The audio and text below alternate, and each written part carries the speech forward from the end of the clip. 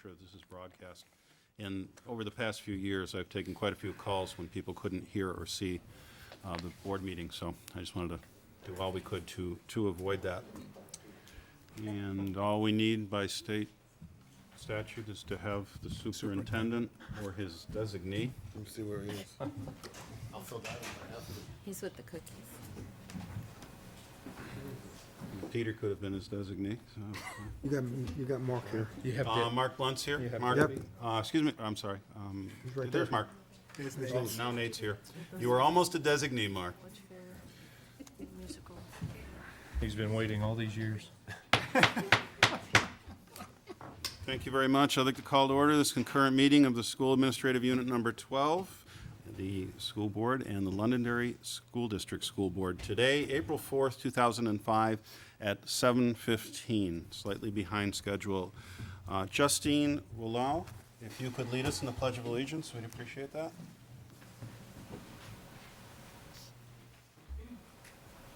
I pledge Allegiance to the flag of the United States of America and to the republic for which it stands, one nation, under God, indivisible, with liberty and justice for all. Thank you, Justine. If you'd all remain standing, I appreciate it for just a moment of silence for Dr. Douglas Roberts.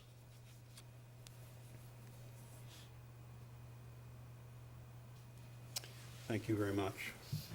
For those of you that don't know, Dr. Roberts was the first superintendent for SAU 12, the Londonderry School District, and he passed away this weekend on March 30th. He was one of the individuals that was instrumental in construction of the high school that we now have across the street. So our thoughts are with his family, and the service he gave to the community is certainly appreciated. The next item on the agenda is questions, announcements, and presentations. Before we get to the enrollment cluster demonstration by Mark Blunt, do we have any other announcements? Mark?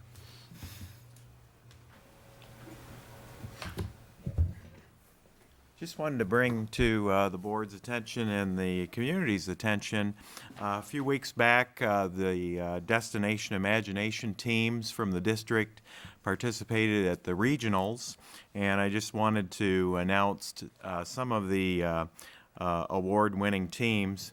At Londonderry Middle School, Bill O'Connor's team placed first and will be going on to states. That team was composed of, or is composed of, Benji Chiampa, Stephen Bowen, Robbie Feinberg, Mickey Zhang, Andy Lee, and Justin O'Connor. The team also received a Renaissance Award for overall engineering, use of technology, and innovation from start to finish in all aspects of their performance. Another team at Londonderry Middle School included Eric Mellinson's team. They placed third. That team included Clarice Mellinson, Tony Lamont, Brandon Spera, Andrew Giles, Hillary Whitehead, Chris Lasaki, and Rebecca Forestier. At Londonderry High School, Carla Fiera's team placed second and will be going on to states. That team also received the Spirit of Discovery and Imagination Award as well. That team was composed of Leah Fiera, Jenna Caputa, Devin Ingersoll, and Morgan Foley. At South School, third place went to Christine DeSena, and her team included Christopher DeSena, Jen McQueenie, Michelle Hennessy, Chad Walden, Christopher Moore, and Emily Downing. And the last team that will be going on to states was at North School, Eric Mellinson's team, and that team included Lauren Mellinson, Farah Ash, Ragnar Kempf, Nick Bernard, and Sarah Anderson. So those are our destination teams that will be going on to states. Thank you, Mark. Any other announcements from the board? Or the public? Seeing none. Mark, you're next on the agenda. I'm proud to bring you information tonight on the enrichment clusters. Currently, enrichment clusters are going on at North School. They are in the middle of their enrichment clusters. South School and Matthew Thornton completed theirs early in February. But I think our first year doing these enrichment clusters have been, I think, very successful. We had a variety of enrichment clusters based on student interest that I think were appealing to our 4th and 5th graders in all of our schools. I had the opportunity to see some of the clusters firsthand at several of the schools, and we had really great participation, I think, for the first year from volunteers in the community. We had 42 members of the community who came in and volunteered their expertise in a variety of areas that I think was appealing to our youngsters. We also had, which Mrs. Kettenring will bring at the next board meeting, we did have 4 high school students participate in a enrichment cluster at South School on video production, and that will be shared at the next board session, just to give you a sample. We also have a number of youngsters in our audience tonight from South School, and I think I'll take this opportunity for Mrs. Kettenring to introduce the kids and the teachers involved.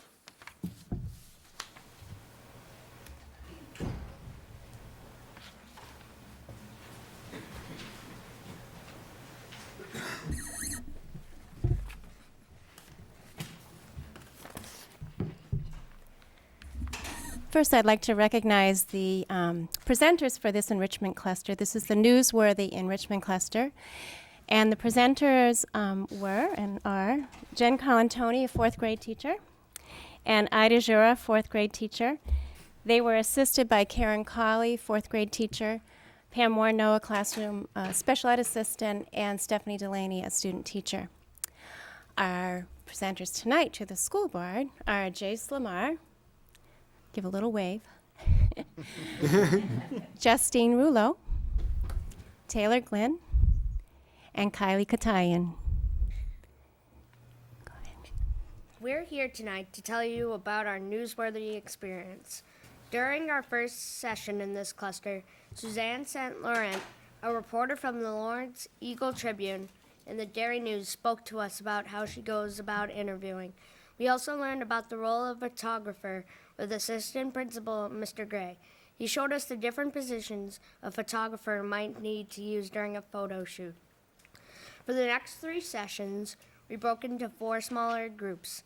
One group worked on the fun page, which included comics and a variety of word puzzles. Another group wrote editorials and an advice column that dealt with school problems. Taylor Glenn is going to talk to you about this group. Raise your hand if you are in favor of school uniforms. Mrs.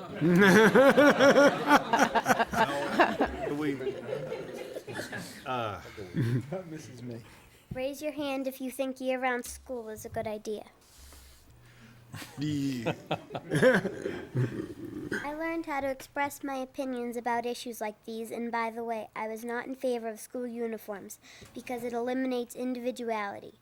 Believe it or not, I researched year-round school, and I was in favor of it because I liked having 3 weeks off every now and then. A third group went on the road to interview people on the spot and also used their interviewing skills when they met with our principal and assistant principal. Kylie Quatine will talk with you about this group's role. Could I have a volunteer who wouldn't mind being interviewed?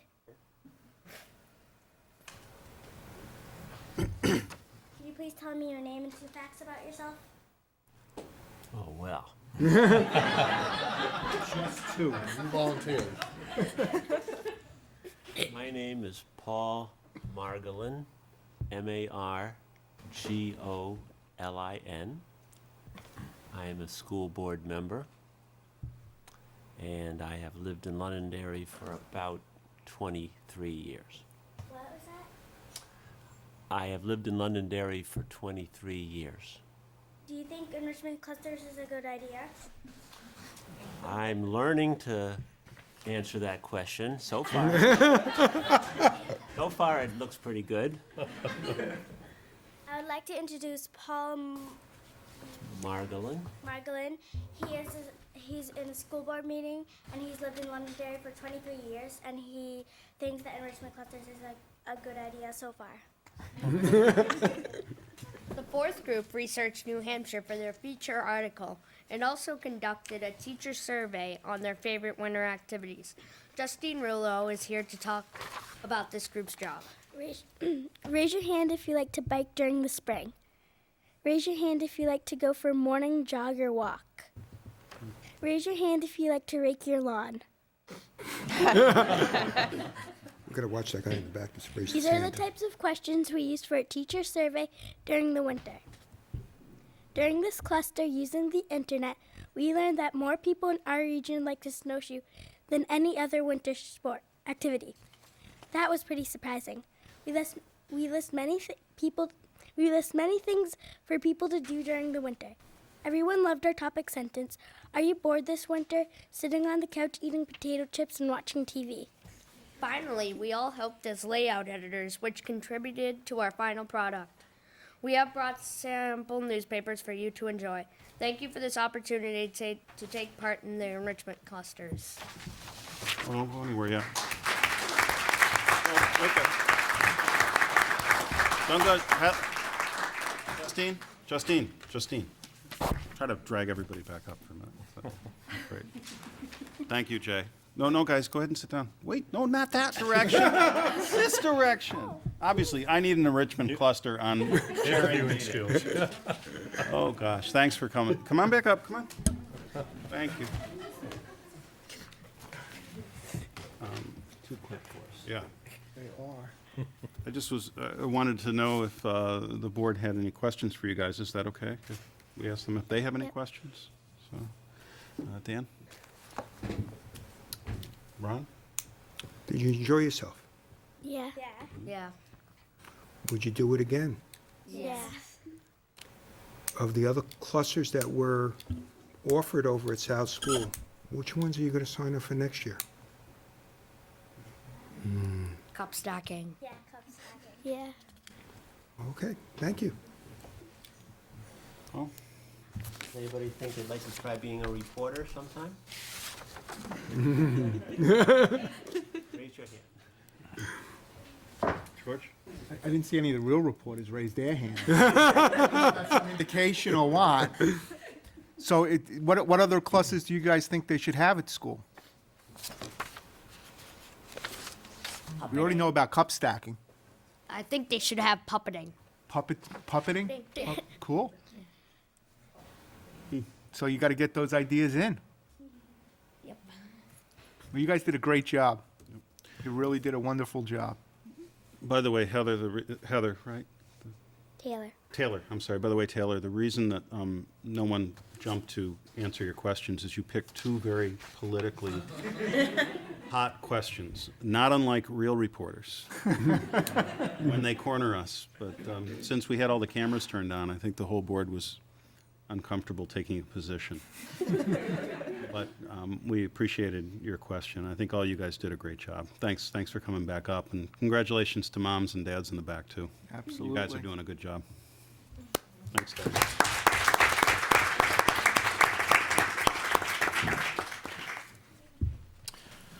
One other piece to this for the board.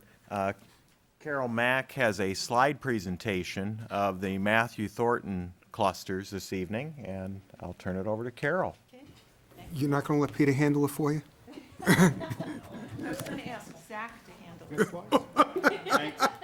Thank you, Mrs. Keatering, for bringing your students in.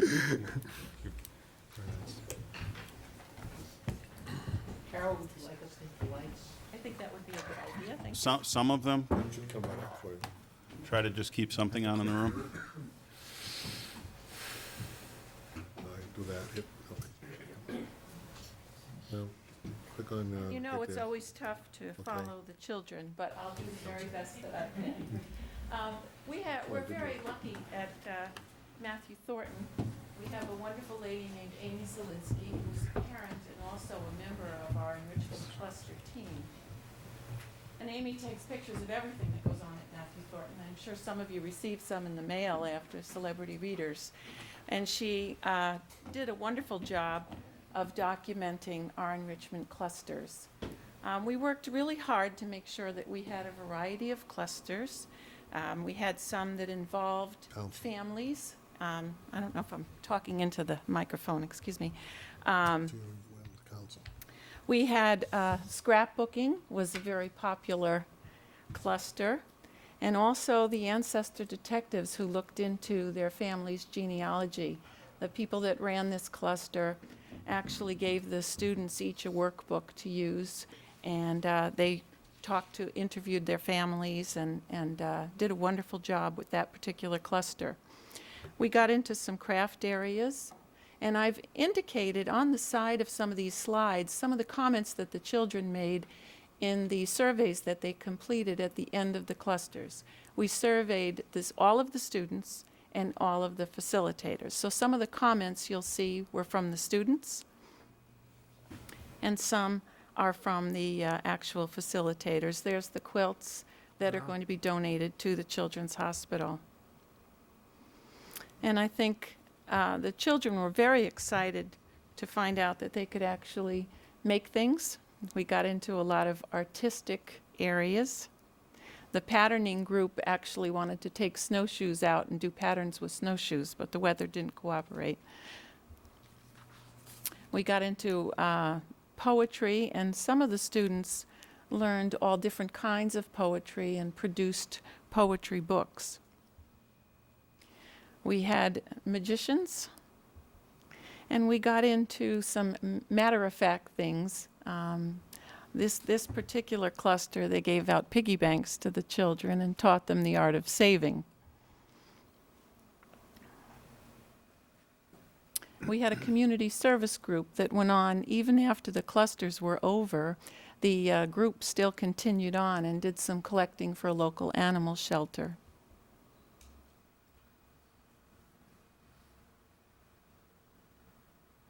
And then we also had some clusters that focused on careers. Juan Goad is a Southwest pilot, and he came and addressed the students in a program that Southwest runs called Adopt a Pilot.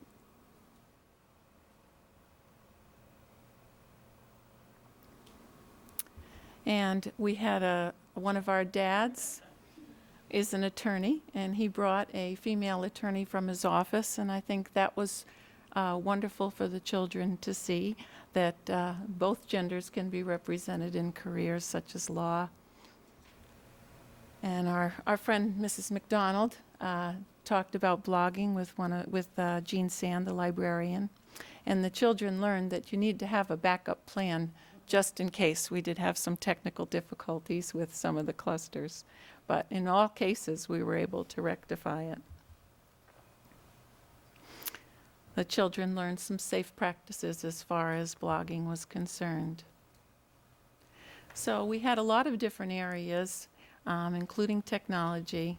This was probably the most coveted assignment, was to get into wacky science. And we greatly appreciate all the time that our staff and students and volunteers gave to the clusters. In the surveys that were done, the children recommended 60 different clusters that they'd like to see in the next go-around. So obviously, they're thinking about it and really enjoyed it. We also, it was interesting in the surveys, out of 155 students sampled, 114 said they learned a lot. So we felt that was a pretty good response for the first go-around, and 100 of them really liked their clusters. 34 were not exactly sure. And out of the, all of the people that presented the clusters, all of them said they would be more than happy to do it again. So thank you for this opportunity. Bonnie, Turn the before she lights on. goes black, if you could just hit this. Thank you. I'll be happy to answer questions if anybody had any. Never put worms in water. Questions from the board for Carol? Carol, you know, when we do something like this, the question always comes up is we're taking time out of the educational process to do something that doesn't quite look educational on the surface. And you and your counterparts out there, explain to the audience why it is educational and the benefits of it, and why I think you would do it next year. Yeah. Well, I think that we're putting such a tremendous emphasis now on the reading and math and writing, and this gave us an opportunity to explore some other areas. I think as time comes, we're only going to get better at it. And certainly it's only 5 hours out of the year. It's not a great amount of time.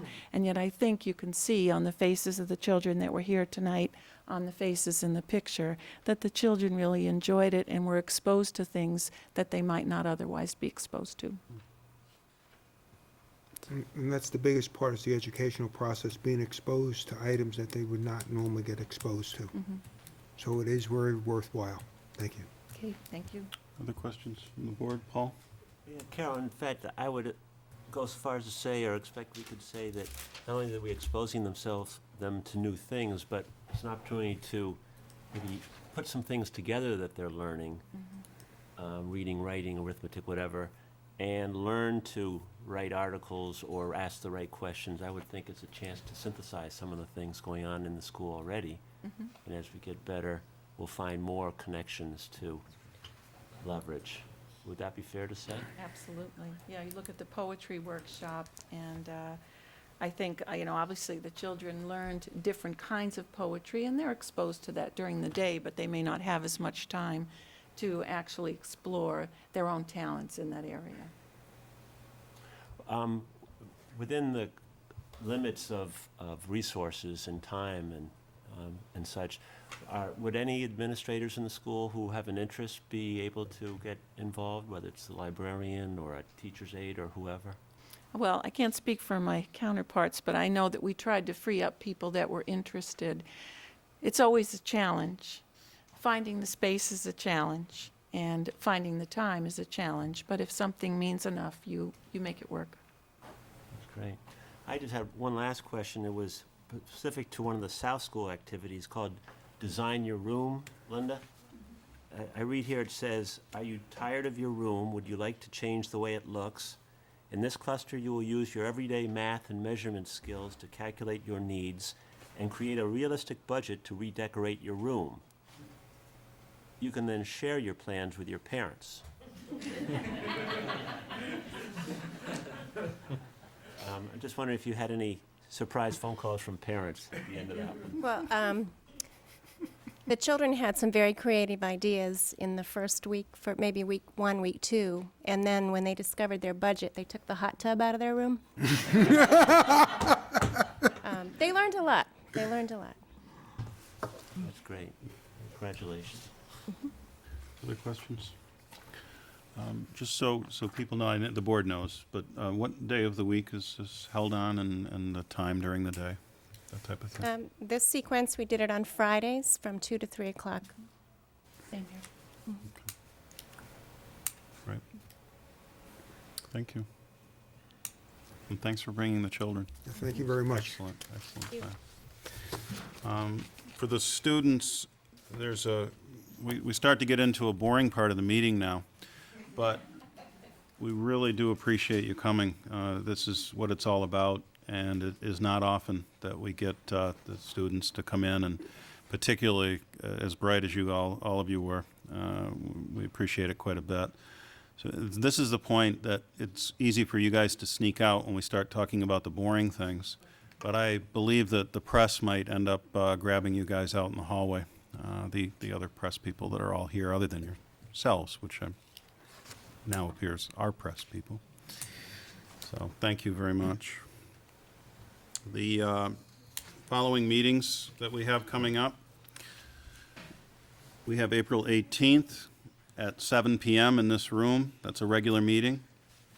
We have May 2nd, 7 PM in this room, a regular meeting. May 16th at 7.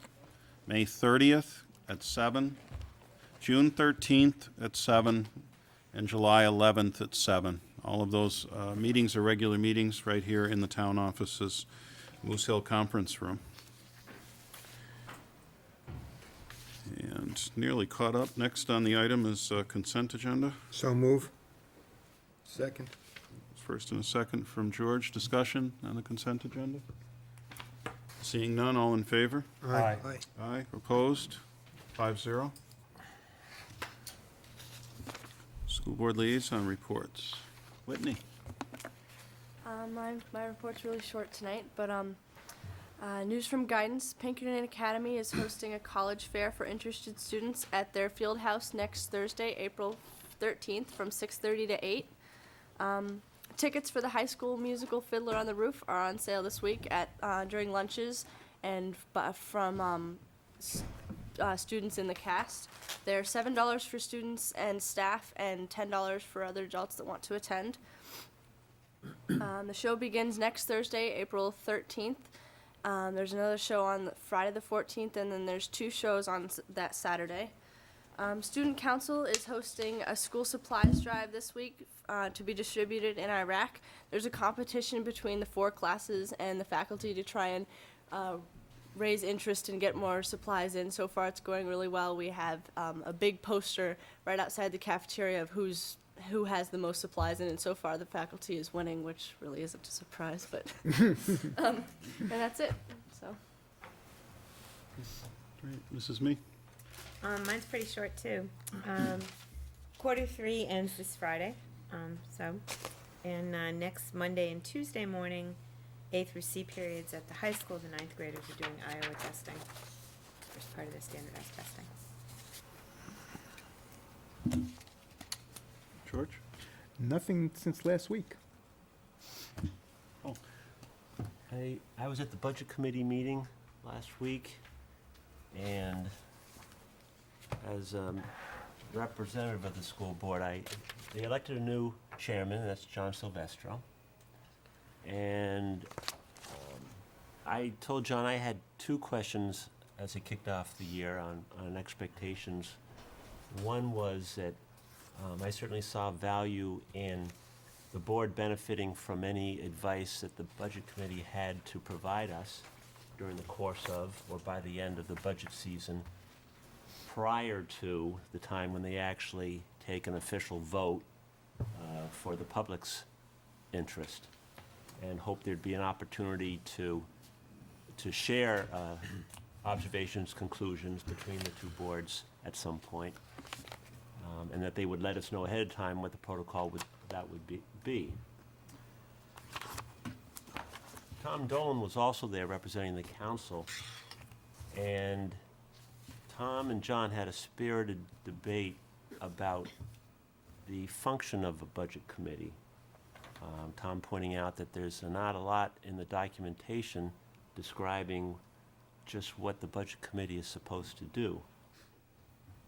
And the debate centered really on Tom seeing this group as a watchdog for fiscal responsibility, and John suggesting that there are times that the body might need to weigh in on policy decisions. An example being the council is looking at a mosquito prevention program, and Tom would say, gee, you folks could be a big help to us, make sure that we spend money wisely in picking a vendor, designing the program, what have you. And John suggesting that the budget committee might take a stand that in light of overall fiscal demands, maybe we can't afford a mosquito prevention program. So that made for some interesting discussion, and I think the general conclusion was that the role of the budget committee might be further explored next time we have some kind of a joint session among the groups. And I think that's all I have to say. Ron? Dan and I attended the North School Building Committee meeting last Wednesday evening, and pleasantly surprised, I saw the nurses' room that is completed now. It looks like a real nurses' room, and the teachers' room that's finished. So there's continuing to work inside the building and doing the projects as we're going with a completion over the summer of all the work. Over the spring vacation, weather permitting, the portables will be taken down, and that area will be cleared so we can finish the rest of the work outside. So it's moving along very nicely. Procon is doing an excellent job, and so is the staff working around the interior work that's being done inside the building. But overall, it's a positive, and that building has made significant changes in the past year. Dan? Just to add on to Ron's comment, I see Bonnie here. Question that was raised at the PTA at Leap and Moose Hill was concerning the playground, and originally we didn't know if we were going to have the total allotment for the playground, but I'm pleased to say that everything that was originally intended is going to be put in there, and that does include the installation. So if I don't make the next PTA meeting, I plan to be there, but could you respond to, I forget who asked the question, but it was raised there. So, and actually, Rich brought in the model and dropped it and broke it, and, but it was repaired, so we're okay with the model on the playground, so.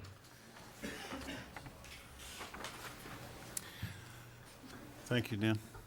The Poor Ta- Rich, right? the town council met here on Thursday night, and the school board was slightly late, but the TIF portion of the presentation had not begun yet. I'm happy to say the entire school board attended the majority of that presentation. The tax increment financing district was approved by the town council on Thursday night in a vote of 4-1. Brian was the dissenting, Brian Farmer, the council chair, was the dissenting vote on that. The ordinance that they voted on had an interesting twist to it, and it takes into account, although they've formed the TIF district, the ordinance requires that the approval for the TIF district be put in front of the voters at town meeting next year. There was quite a bit of conversation on what happens to the funds in the meantime since the district has been created, and the answer was that those funds go into the general fund until the town voters approve it in the meeting. I would recommend that if you can catch it on the reruns, I'm sure it'll be running for a few weeks, as the next council meeting, I believe, isn't for a month, right, Marty? It's not until the 1st of May. So May 1st will be the next council meeting, so that meeting will probably run several times and give people a chance to watch and potentially understand the TIF district a bit further. It was I think it's a prudent decision, because now we can have conversations over the next year about the TIF district, and citizens in town can get to understand it a bit more before they have the opportunity to vote on it at town meeting. The council asked that we make our assignments to the CIP committee, and it seemed that they were going to, at Ron's recommendation, expedite their CIP planning process on the town council and get a jump start on it like we did last year on the school board. And I think that was a good recommendation that Ron made at about 11:20 that night. That was right before the smoking discussion, but I'll leave that to their council. The other item of interest is that the council is approving a larvicide distribution. This is not spraying in the community. As we get towards the summer, we could look at spraying for equine encephalitis and other diseases that are borne by mosquitoes. So they will be coming to the school board to make sure that that's appropriate for our facilities and our areas and the students and that type of thing. so that when you hear there's a mosquito program going on right now, there's no airborne spraying that will occur. That's just the treatment of waterways. And that was it for me. Next on the list is Peter Caro and Nancy on food service. And Nancy, that we had a complaint earlier this evening, and it was from the students that came. They were instantly looking for the milk to go with the cookies. Oh. So, I guess I did forget that. well, they were pretty excited about the cookies, so don't worry about it. We were pretty excited. Actually, we've been snacking on them Nate for... was ecstatic about the cookies. There he goes again. My mother taught me the way to a man's heart is definitely through the stomach. So I tried very hard. I thought you really got me there on the complaint. Oh, you weren't here. If you watched the reruns, the first question was, is there milk? So, that's all. Well, I'm here this evening to talk about our healthy bottom line, not only in our financial status, but also in the changes that we see in our nutrition value of our menus. We're introducing whole grain breads and pizzas and other things that are healthier for children. And we're also doing a lot to just keep introducing new foods to the students so that participation remains high. Right now, we're running at about a 50%, which is really not a big change from last year. It's about the same. But where we see the biggest difference is in the high school. The high school has an increase of about 6%. We've dropped a little bit in the elementary school, and some of that can be to reduced number of students enrollment. The menu's not quite as new as it was, so they've tasted everything. Who knows sometimes, but we are working very hard at trying to improve the value while keeping costs in line. When our participation is where it should be, nice and high, at least 50%, we do realize that there is a reduction in some of the per meal costs. As we look at, there's a food service comparison sheet that shows the last 3 years.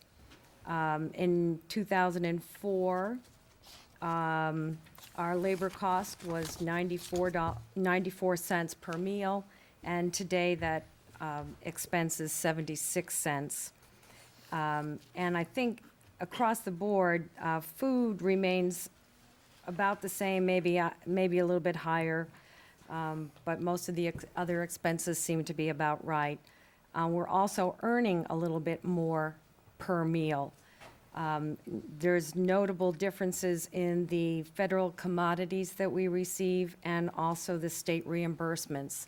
And those two items they use our participation numbers in order to provide us with more food or more money. It's based on the number of meals that we serve on an annual basis.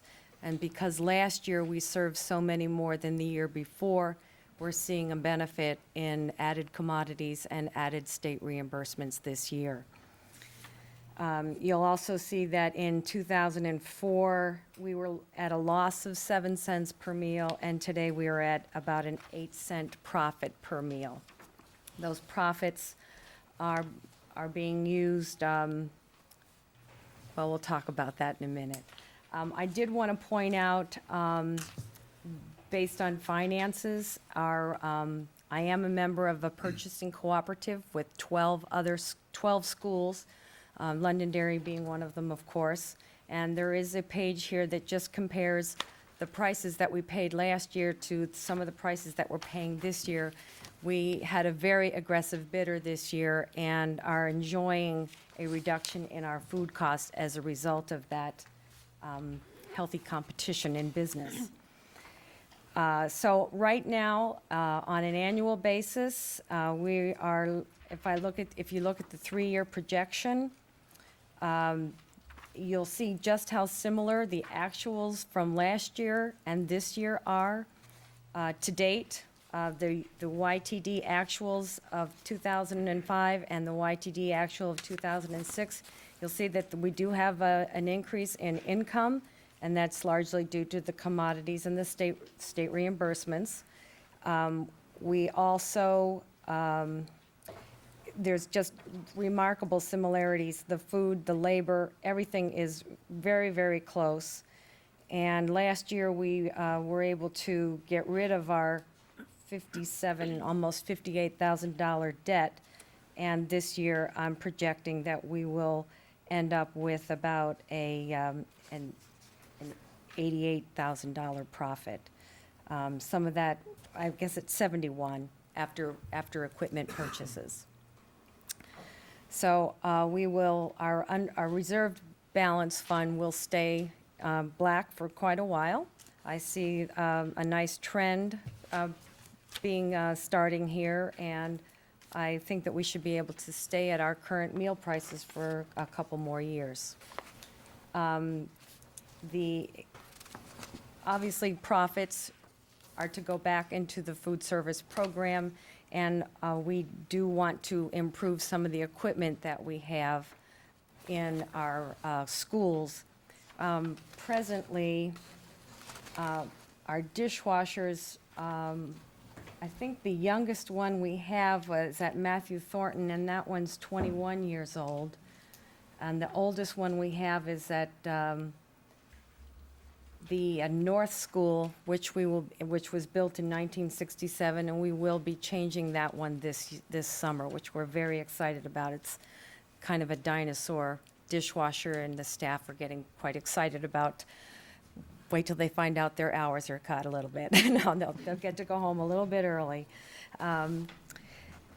We also have, I've redone the CIP for the food service department completely, having gone over it with a planner, a food service planner, and we're projecting a dishwasher replacement in all kitchens over the course of the next couple of years. And we have a South School renovation project, which will concur with the bond issue in, I think it's '09. We've had a few fun little things happening along the way where we've had to replace a server this year. I see that as a benefit to our program. The computer system seems to be running quite well. And we're looking also to start looking at replacing our van next year. It's a 1994. It has about 98,000 miles on it, and it's beginning to cost me about $2,200 to $2,300 a year to keep on the road, and time lost. It just took 5 days to get it to pass inspection, and working around the auto mechanics and our schedule and needing the van and driving it back and forth, it was a bit of a hassle. But we managed, and that too is in the budget for '08. So I will be looking for a new van as well. I think that's it. Questions? Peter?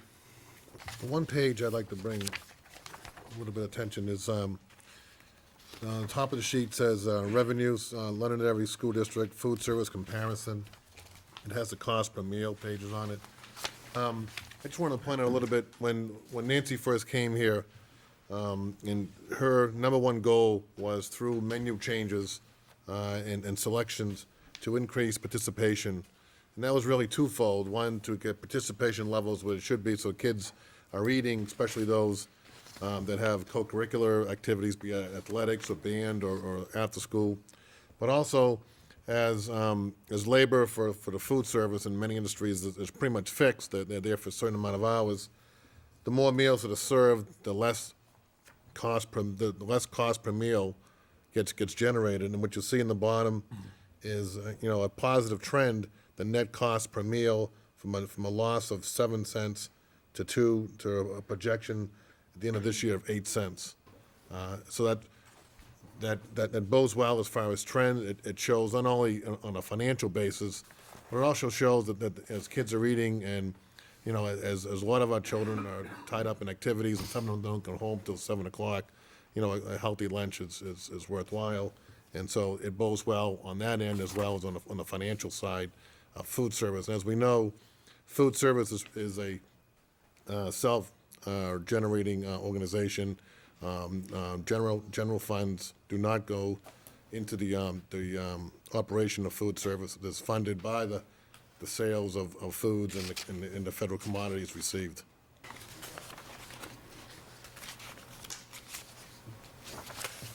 Questions from the board? Dan? Great job, Nancy. Thanks. I got a couple quick questions.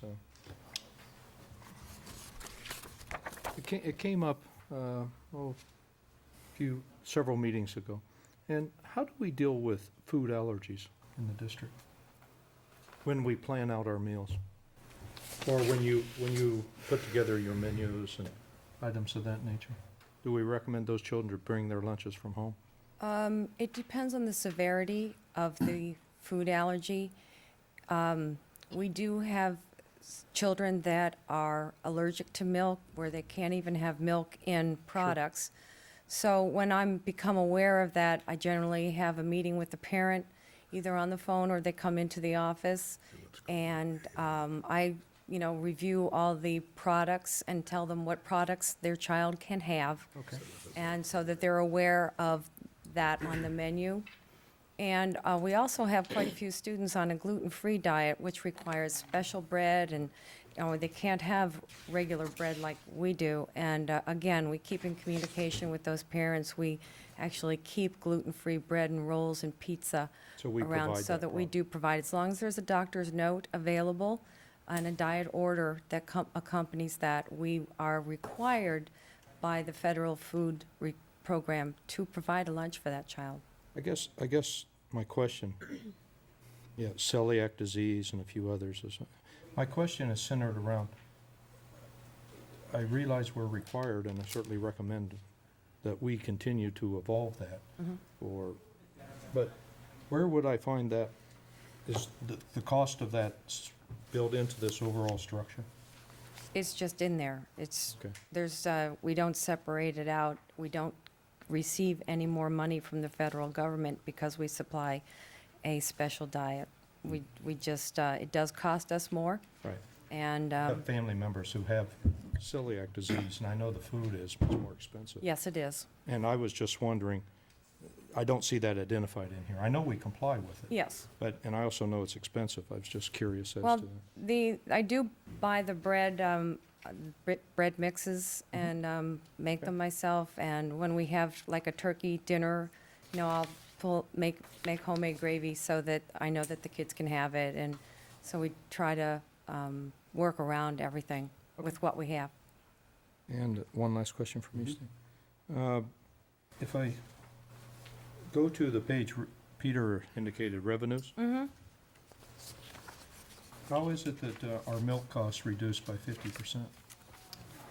Well, If you look a year and a half ago. right, that was a really tough year for milk.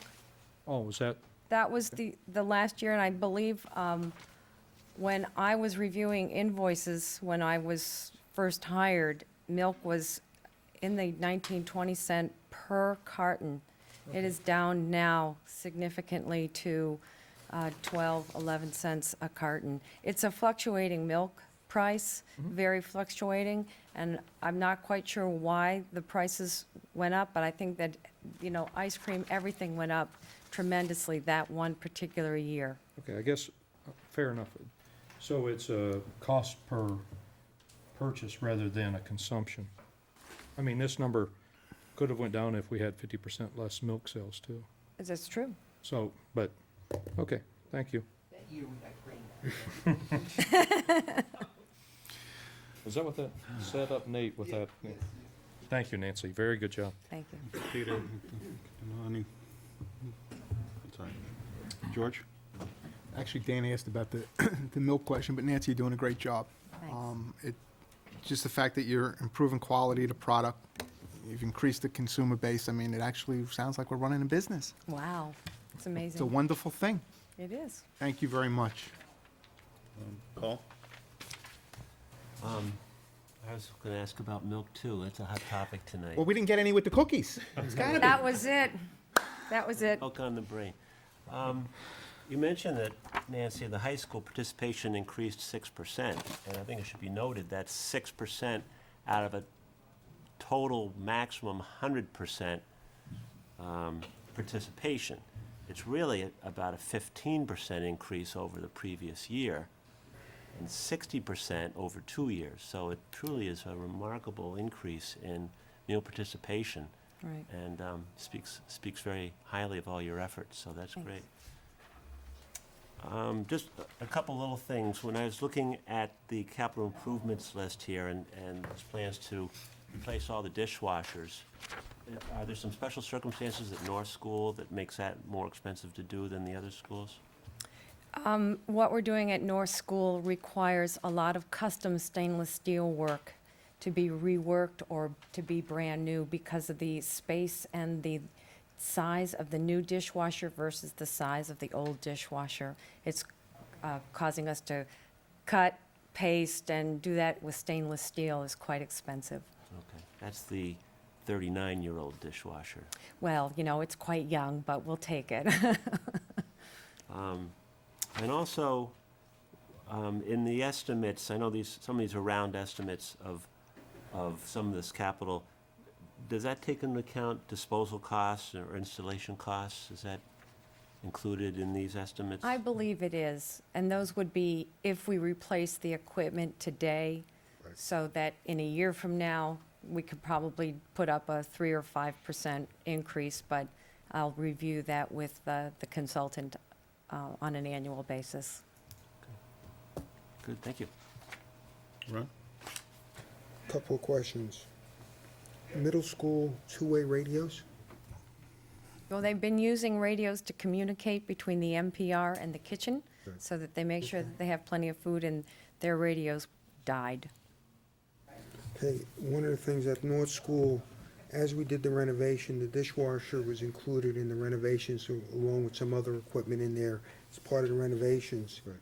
Based on the conversation that you just had about the cost of the van, and since we're taking 38, of the 38,000, we're taking almost 22,000 out of the capital improvement, and if it's costing us roughly $2,000 or $2,200 a year to keep the van on the road, it may be a prudent thing to look at replacing the van this year, spreading out the cost of everything else so we keep the cost per year of the capital improvement plan the same. About the same. And then save the district money or save the students money by not having to do those repairs now. So I would, if with the board's permission, I would like maybe Peter and Nancy to take a look at the possibility of moving down some of these things, so we can, moving down some of the cost items, A, to balance it out a little bit better, and B, not to expend fixing, throwing good money after bad on the van. Appreciate that.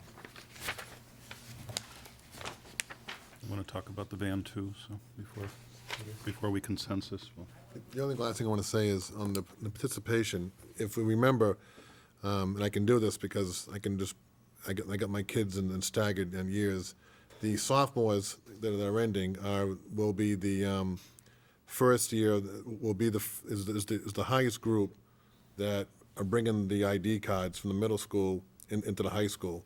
So within a year or two, you'll have a whole group of seniors that have had the routine of carrying the food ID cards with them. And that adds a little bit to participation because when we first started the ID cards, the seniors and juniors who were so used to cash didn't want the ID cards, but it was something, it was foreign or it was a change. And so, the cash sales were more prevalent. Now, I think Nancy will attest to, the card sales or the use of the cards or swiping the cards is becoming much more prevalent because the students are getting used to carrying the cards either in the wallet or in the pants. So that adds a little bit, to getting them in and out quicker and giving them a chance if they want to come back for a snack or something, so. We, at the high school, we have about $10,000 in the cash reserve balance pretty much all the time, except at the end of the school year. And that seems to just fluctuate by dollars on a monthly basis. Ron, you had other? Nope, I'm all set. Thank you. Just so the student rep and teacher rep aren't caught off guard, I was going to ask you a question. But before I do, on the van, I think I heard you use the term used van when you talked about the van, a new van. You talked about a used. Right. A van. Is this a standard panel van? Or is it a walk-in van that you roll trays into? No, it's a standard Econoline. Right. It's an extra long. Okay. I understand the town had done a contract about 2 years ago or purchased used, nearly new vehicles from Enterprise. No, we So can we check with could them. look at something similar to that. Yeah, I was a little concerned, to be honest with you. I found the bill of sale on the old van, or the present van. It was purchased in 1994 for $12,771. And here it is 12 years later, and I'm thinking, how am I going to get a van for $15,000? So I was a bit concerned about that once I saw the bill of sale, even a used one. So I'll definitely check that out. Yeah, I know that I happen to be driving one around today for my business, and I believe they sell them in the 25 to 35,000 mile range, so Right. they aren't That's not too bad. they aren't very used. Yeah, we put some pretty hard miles on it. You know, it just kind of goes up and down Mammoth Road all day long. Not as bad as those poor 21-year-olds washing dishes all day. So, 21 The, years old. yes, the equipment's 21 years old. Oh. That's right, it's just the way it was presented. Oh.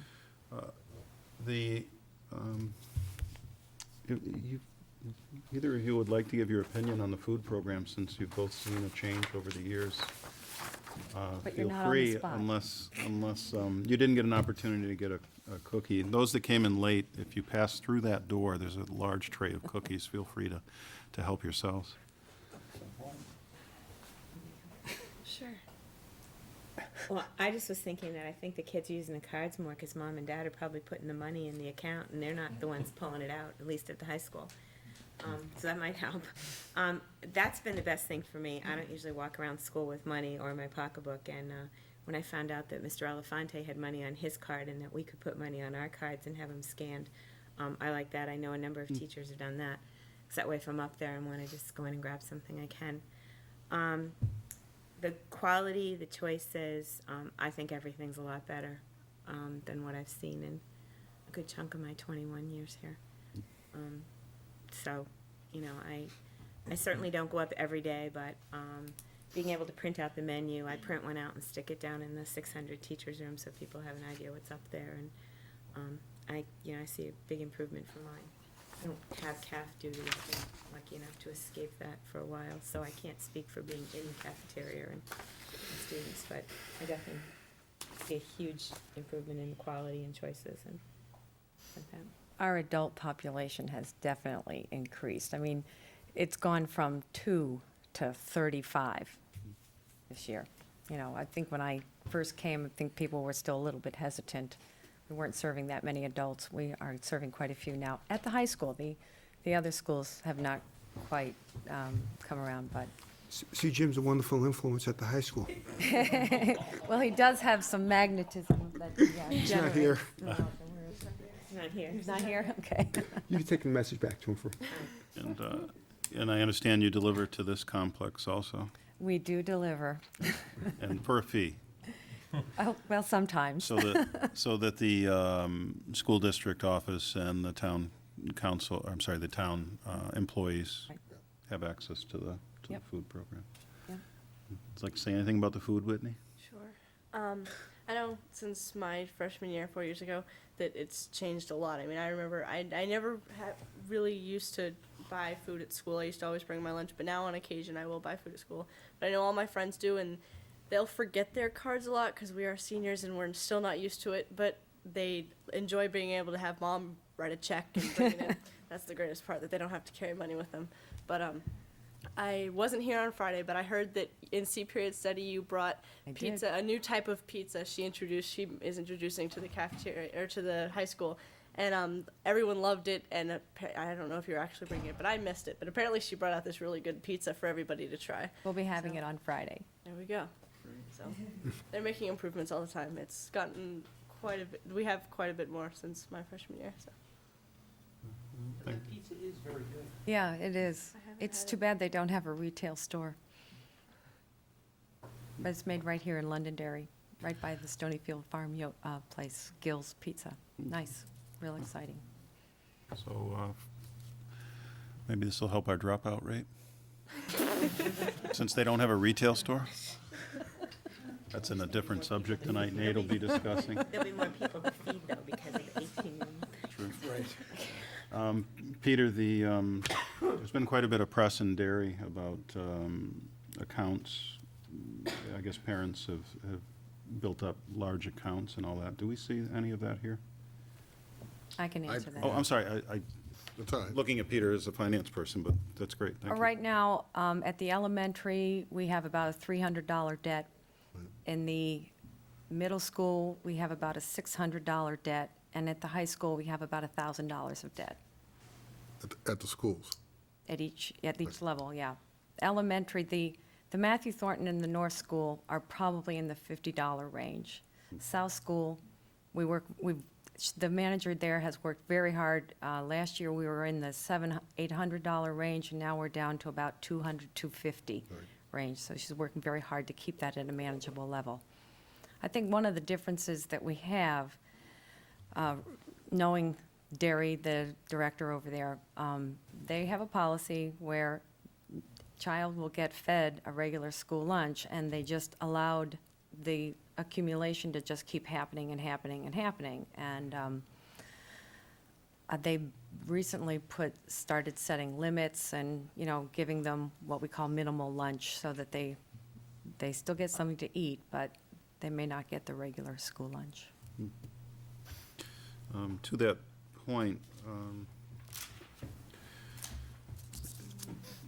what type of outreach programs do we have for the free and reduced lunch programs in the school district? You mean to make sure that people know that it's available? right. Well, this year what I did was I mailed home the application and the information regarding the free and reduced lunch program. It was mailed home to every family. So I think that was a good way of getting the information out to parents. If they are in need, many of the other agencies that are available to people of need also make sure that they have applications for school lunches, or at least become aware, and then, they will call me. And looking to the principals, I see the elementary school principals in the room. Looking to you, you keep an eye out for those students and make sure that they are taken care of and their parents are notified of the programs that we have. Great. And to take a look at what your student is eating online, you can go to Yep. Yeah, the website. londonderry.org, and then which page? You go on the front page, you go to lunch menus. Lunchbox logon. It's in the right-hand column. You have to have an account set up. And how do parents set that account up? They need to know their child's ID number, and then when they go to the log-on page, they go to sign up, and they, at that time, enter their email address, their child's ID number, and name, and they receive a password via email, and at that point, they can access their child's account. Okay, so it's more automated, I know, years Yeah, ago. You get a, You had to call. you get a automated initial password from the system. You go in, and then you're asked to change your password to a more conducive password that you would remember, and then the account is set up. You add your child or children to your account, and away you go. All those instructions are available in the food service booklet that was mailed home at the beginning of the school year. And they can contribute funds through a check or online and with PayPal. Online payments Yep. as well. Ron? Is there a help page on the website? You said you mailed home the book. That's probably long since gone, somewhere around the second week in September, since you mailed it out the first week in September. is there any way that over the summer we can add a help page to, you know, like you press down help to set up a menu or set up a budget or an account, that you press down and here's the steps on it on our webpage? I believe that the contents of the booklet are available on the website. Right. Is it so the parents have the ability to get there and? Now, we could probably, from my memory in the webpage, we could probably make it easier, you know, to get to those pages, because I'm not sure, I think you have to look a little bit to find them. So we can make it more easy to say, if you need help, click here and bring you to those documents. If you can, I think that Right. would be beneficial. As Whitney said, the parents write out the checks, and the kids like that. The other side is the parents like to put it in there because they know that the money will be spent on the food. Exactly. Yes, So it's a win-win for both sides. I can attest to that. Okay. You can tell what type of food they're buying, Yes. too. which Tell is everything very about your interesting. child's food life online. Thank you. My pleasure. Thank you for spending so much time on it. It's, we know when the website went down, it was definitely the favorite subject of what was going to be for lunch. Yes, it was fun. Thank you. Thank you. Okay, deliberation, and first is student use of vehicles, third reading to amend. Mr. Chairman, I make a motion that we accept policy JHFD, student use of vehicles, for the third reading. Second. We have a first and a second, and now we'll have some discussion. Nate, just a brief overview. Right, as the board is well aware, Judy met with a group of students to take a look at the parking policy and how we distributed parking permit. We wound up adding a number of provisions in here to allow youngsters to garner more points, so that they in fact would be able to get a parking permit on it. And I think the rest of the policy is pretty well self-explanatory as we go through it. As we work through, seniors basically get 10 points, juniors 5, sophomores 1. Students can earn points for sports, class officers, executive board, members for school organizations, color guard, etc. Students can also earn 1 point for participating in other recognized clubs or social activities, and students can earn a point for a proficient or advanced score in each section of the state testing requirement. The assistant principals meet to make a decision regarding permits. Students who are granted parking permits will receive normal consequences for their first-class cut or truancy, but will lose their parking permit for the remainder of the school year.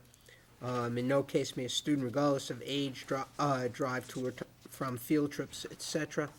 And then we have medical issues. Any student who is issued a handicap permit, temporary or permanent, by the state of New Hampshire based on the recommendation of a doctor will automatically be granted a parking permit. And we also, too, for temporary medical problems, we obviously allow youngsters to park and so forth. So I think overall, it's well done. Before I take questions from the board, I do have a motion and second on the floor. I just wanted to check, though, in the room, do we have any students or that wanted to speak on this issue? As we had put out a call at the first meeting. Anyone at all? Okay, good. That way we don't have to, not good that we don't have students that came to talk about it. We actually would have liked that. But we don't have to remove the first and the second. Any other conversations from the board? Dan? I just had one quick question. What about a child that transfers in as a senior? Because we have to have the parking permit application in, if I'm not mistaken, the second Friday or some such date in June.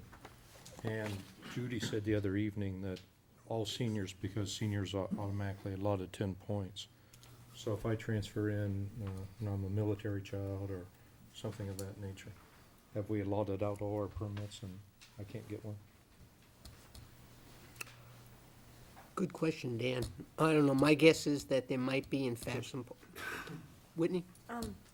About that, I know that several people that I have been trying to get parking passes that applied later in the year, that might not have necessarily gotten their driver's license or have transferred in, have been getting parking permits now, halfway through the year, because there are seniors who graduate early, and there are some circumstances where students will have their parking permit revoked. So there are some that open up about halfway through the year, so sometimes there is a possibility for students to get them. Good answer. Okay. Other questions? Nate, the only thing I would add is, and I spoke on this in the first reading, we don't have anything in the document in writing about those students that work, but it was defined that the school does make exception for that. I know that, you know, if a student works after school, and it's immediately following school, the comment was at the time that it's hard to prove, you know, that they're working, but I think, like the elementary school teachers know those in need of the free and reduced lunch. I believe that the high school assistant principals know those students that are working and may need to have access. All right. See no further discussion, all in favor? Aye. Aye, opposed? Passes 5-0. Elementary and middle school picture agreements.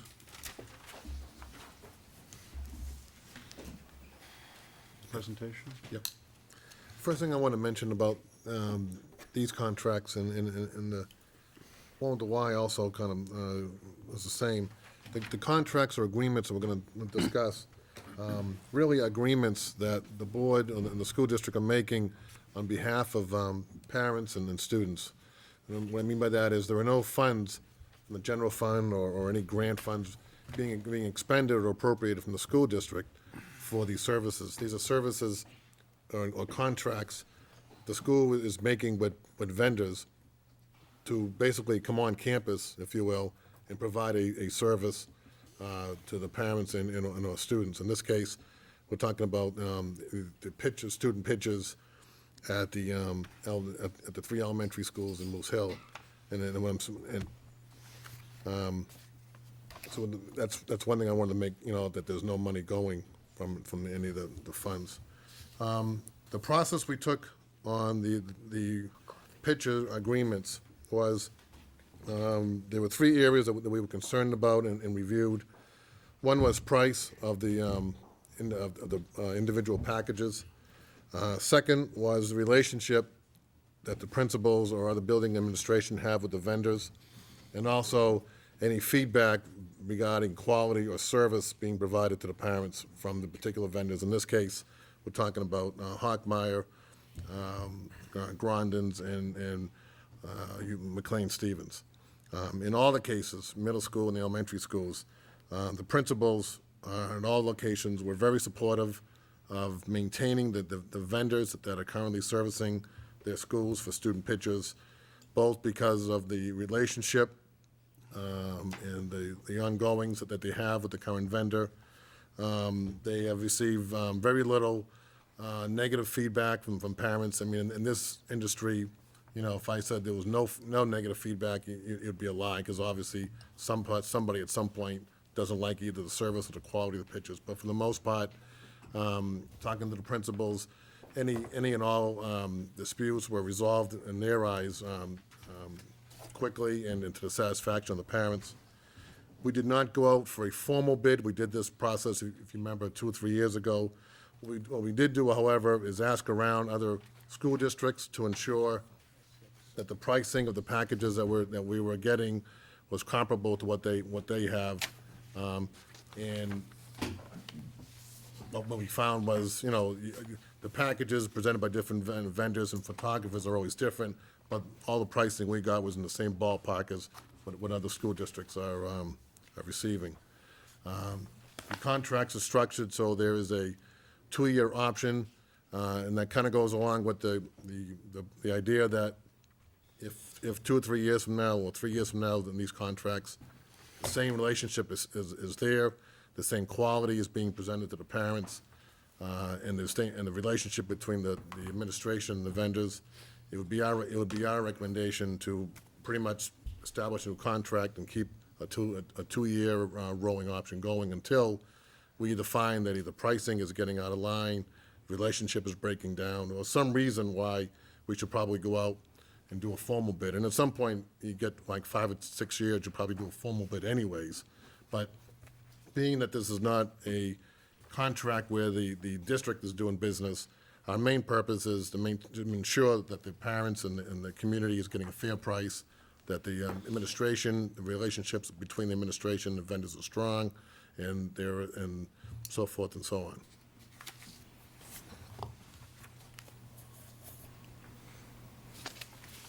Questions from the board? George? Sorry, Dan, I didn't mean to no, cut you off there.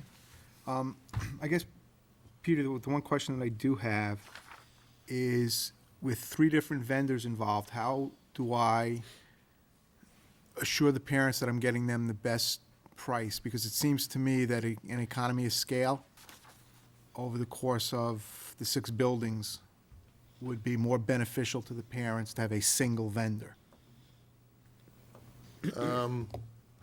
When each building is considered a separate entity, and in talking to one vendor, and I can't say I talked to all the vendors, the pricing for the package would be the same if it was 1 school or 2 schools or 3 schools. So they price it on the package that they're providing, or the mix, so many wallet sizes and 8x12s and whatever. So the price wouldn't change if they were just doing Moose Hill and not doing the. Like I said, I talked to Moose Hill plus one the 4 local vendor, elementaries. and that was the answer he gave me. I did want to bring up one thing. When we went out to bid a few years ago, the one area that the board was insistent on was that for the elementary schools, that the package and the pricing was the same throughout. That they weren't so concerned that it was one vendor, but they didn't want to have South School have a different mix of packages in North and whatever, and that is maintained in this That makes group. perfect sense. Perfect sense. Dan?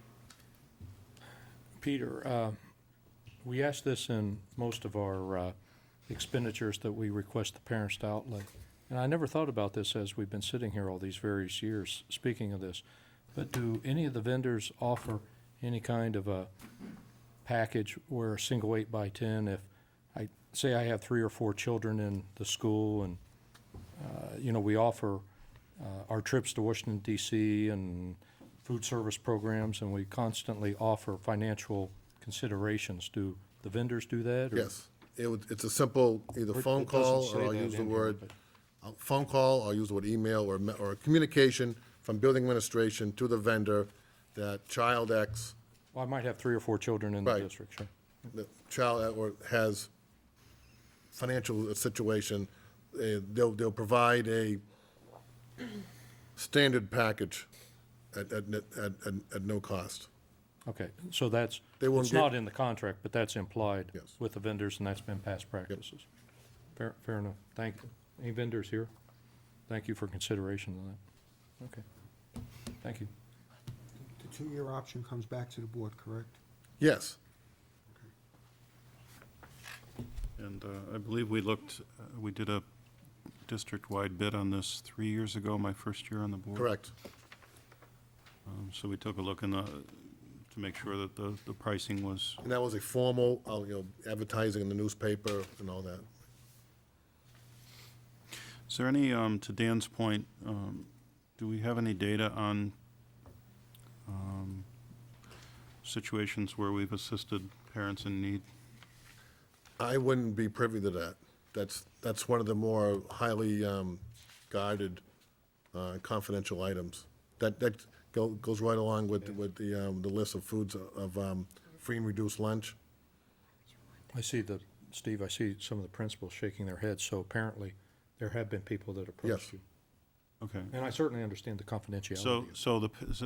So the parent would approach the administrator in the school, the principal of the school, or the principal would identify a situation, and then they speak with the photo studio? Or parent may call or write a note to the teacher would then bring information to the principal would then make the call to the. Okay. Okay, so with all other programs, field trips, music, sports, food, we're looking out for those that are in need. Right. And the vendors are generous enough to assist those in need. All right, that's important, thank you. Other questions? Mr. Chairman, I make a motion that we accept the business administrator's recommendation for the elementary and middle school pitcher agreements. Second. First and a second, any further discussion? Seeing none, all in favor? Aye. Opposed? 5-0. YMCA before and after school contract? Yes, in the audience is two representatives of the YMCA that the board can obviously contact. If you remember, a few years ago, we went out to bid for before and after school program, and after many discussions, it was the board's approval to accept the YMCA's proposal for before and after school daycare services to the elementary schools. It was also, I believe, in discussion that we would monitor the Y, since this was the first contract, we would monitor their services and the quality, and that it was pretty much the board's pleasure that the YMCA should continue with the services, provided, however, that there were no complaints and that the quality was maintained. The level of cooperation between the YMCA and the building administration remained strong.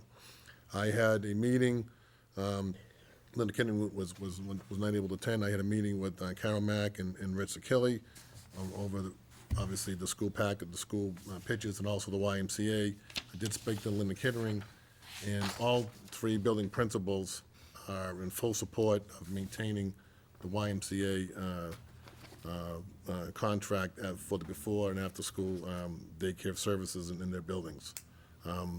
Obviously, they are also here and could answer any questions the board has. From what I've heard, it has been a good relationship. The Y has lived up to its promises that we've contracted. And as far as the principals and myself are concerned, we don't see any reason why we couldn't go forward with additional years for contracting the Y for the services. Questions from the board? Dan? I supported the Y 2-3 years ago, but one of your comments that you just made is, provided there weren't any complaints. Have there been any complaints? The key issue a couple, 3 years ago were people concerned about the time of transportation. But I think we addressed that a couple years ago, and is the community pretty satisfied with that duration now? By the way, I believe it's entering the 4th year because the year it was approved, I wasn't on the board. Time flies, I can't remember. I remember the discussion because it was a lively one, but Well, If there's anyone in the audience that's going to address it, if you just could come forward. if I to the remember mic. correctly, one idea was, and this, I don't know if this may be where you're going, there was one idea being floated that moving the before and after school program to the Y and not keeping in the buildings, and this, this obviously that does not do that. well, I remember 4 years ago, people were concerned about the timing of the Oh, transportation. I see. From South School to the, Right, but right now we have the programs in the building. right, so it doesn't. Yeah. So we maintain that portion of it, and they have the option of going over to the Right. Y if they wanted to. Right. Yep. So, No, they still can go to the Y. yes. Yeah. Okay. Anything else? And we don't Whitney? plan to change it. No. No, That's what stays the same. everything stays the same. Good discussion. Thank you. Mr. Chairman, I make a motion that we approve the agreement for the before and after school program to the YMCA. Second. First and a second, any further discussion? Seeing none, all in favor? Aye. Opposed? Passes 5-0. Driver's education, A&R contract. Yes, A&R, for those of you on the board, A&R has had a long-standing relationship with the school district for driver's ed. This contract, as I said in my memo, is just basically carbon copy of the existing contract, or the one that's about to end. The only difference was what we've done with Saul, who's the other provider of driver's education, is to kind of reverse the way that the pricing structure was. In the past, the parents would pay the full $650 and then receive back a number of months later the reimbursement from the state of $150.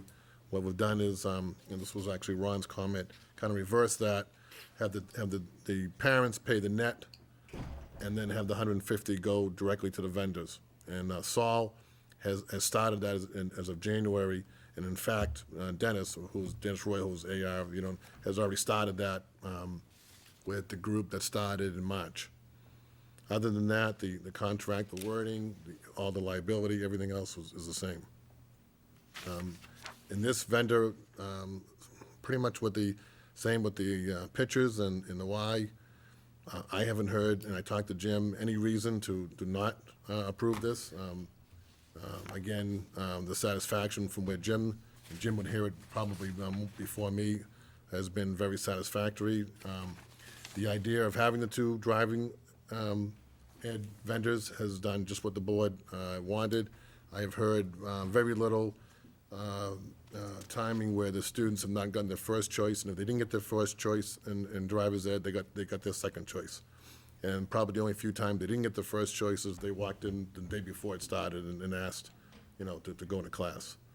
So having the two programs has done just what the board wanted, has opened up the window of opportunity for the students.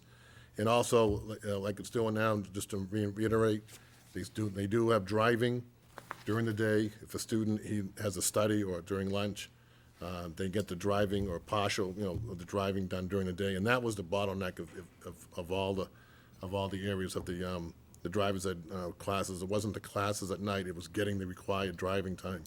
So if a student has a study or wants to bring their lunch in the car, they can get some of the minutes of the driving taken out of during the day. Dan? I'm comfortable with both of these vendors, but I have a quick question, and it was raised last year. I don't know how we addressed it, so I'll ask it again. What about children with special needs? I'm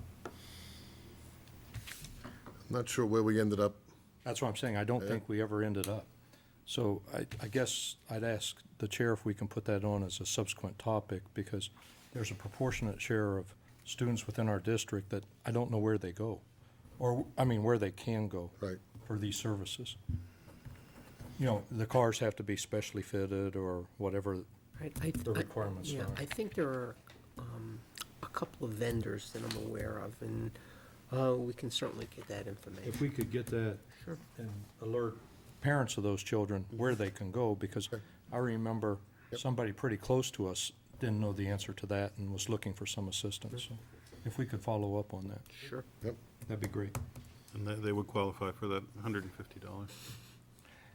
I don't know the I don't answer know. to that. No. I don't think so. No. However that other vendor works, I think is That how would it would be- have to work. What I meant by that is they would qualify for $150 reimbursement from the state.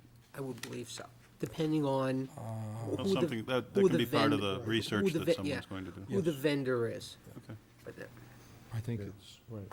We'll do some research and get back. Okay, Paul? You mentioned,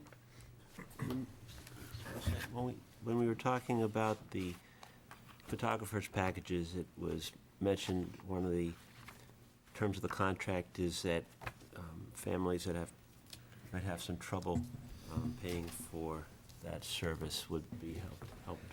Is that simply built into the overall fee structure of the provider? Or do they get some outside help, federal help or what have you? Because I want to ask the same thing here. I notice that needy students will be taken care of. Right. I think we'll have to ask it here on the driver's contract, only because the photo people have left the meeting and they thought Right. it was over. I think,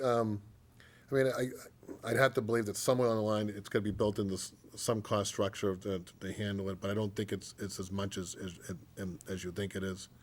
There's a variety of ways that it's handled either through a discount from the program, or as mentioned in the past, the schools have the student activity funds and whatever that are also used sometimes to help pay for services such as their field trips where there may be a financial need from the students. So I don't think the cost is increased as much as you might think it is. So, okay, so maybe something in the individual school, some funds somehow? Well, again, I don't want to get into too much, but the student activity funds or principal funds sometimes will help or assist in these type of things. There's not a whole lot of money available, but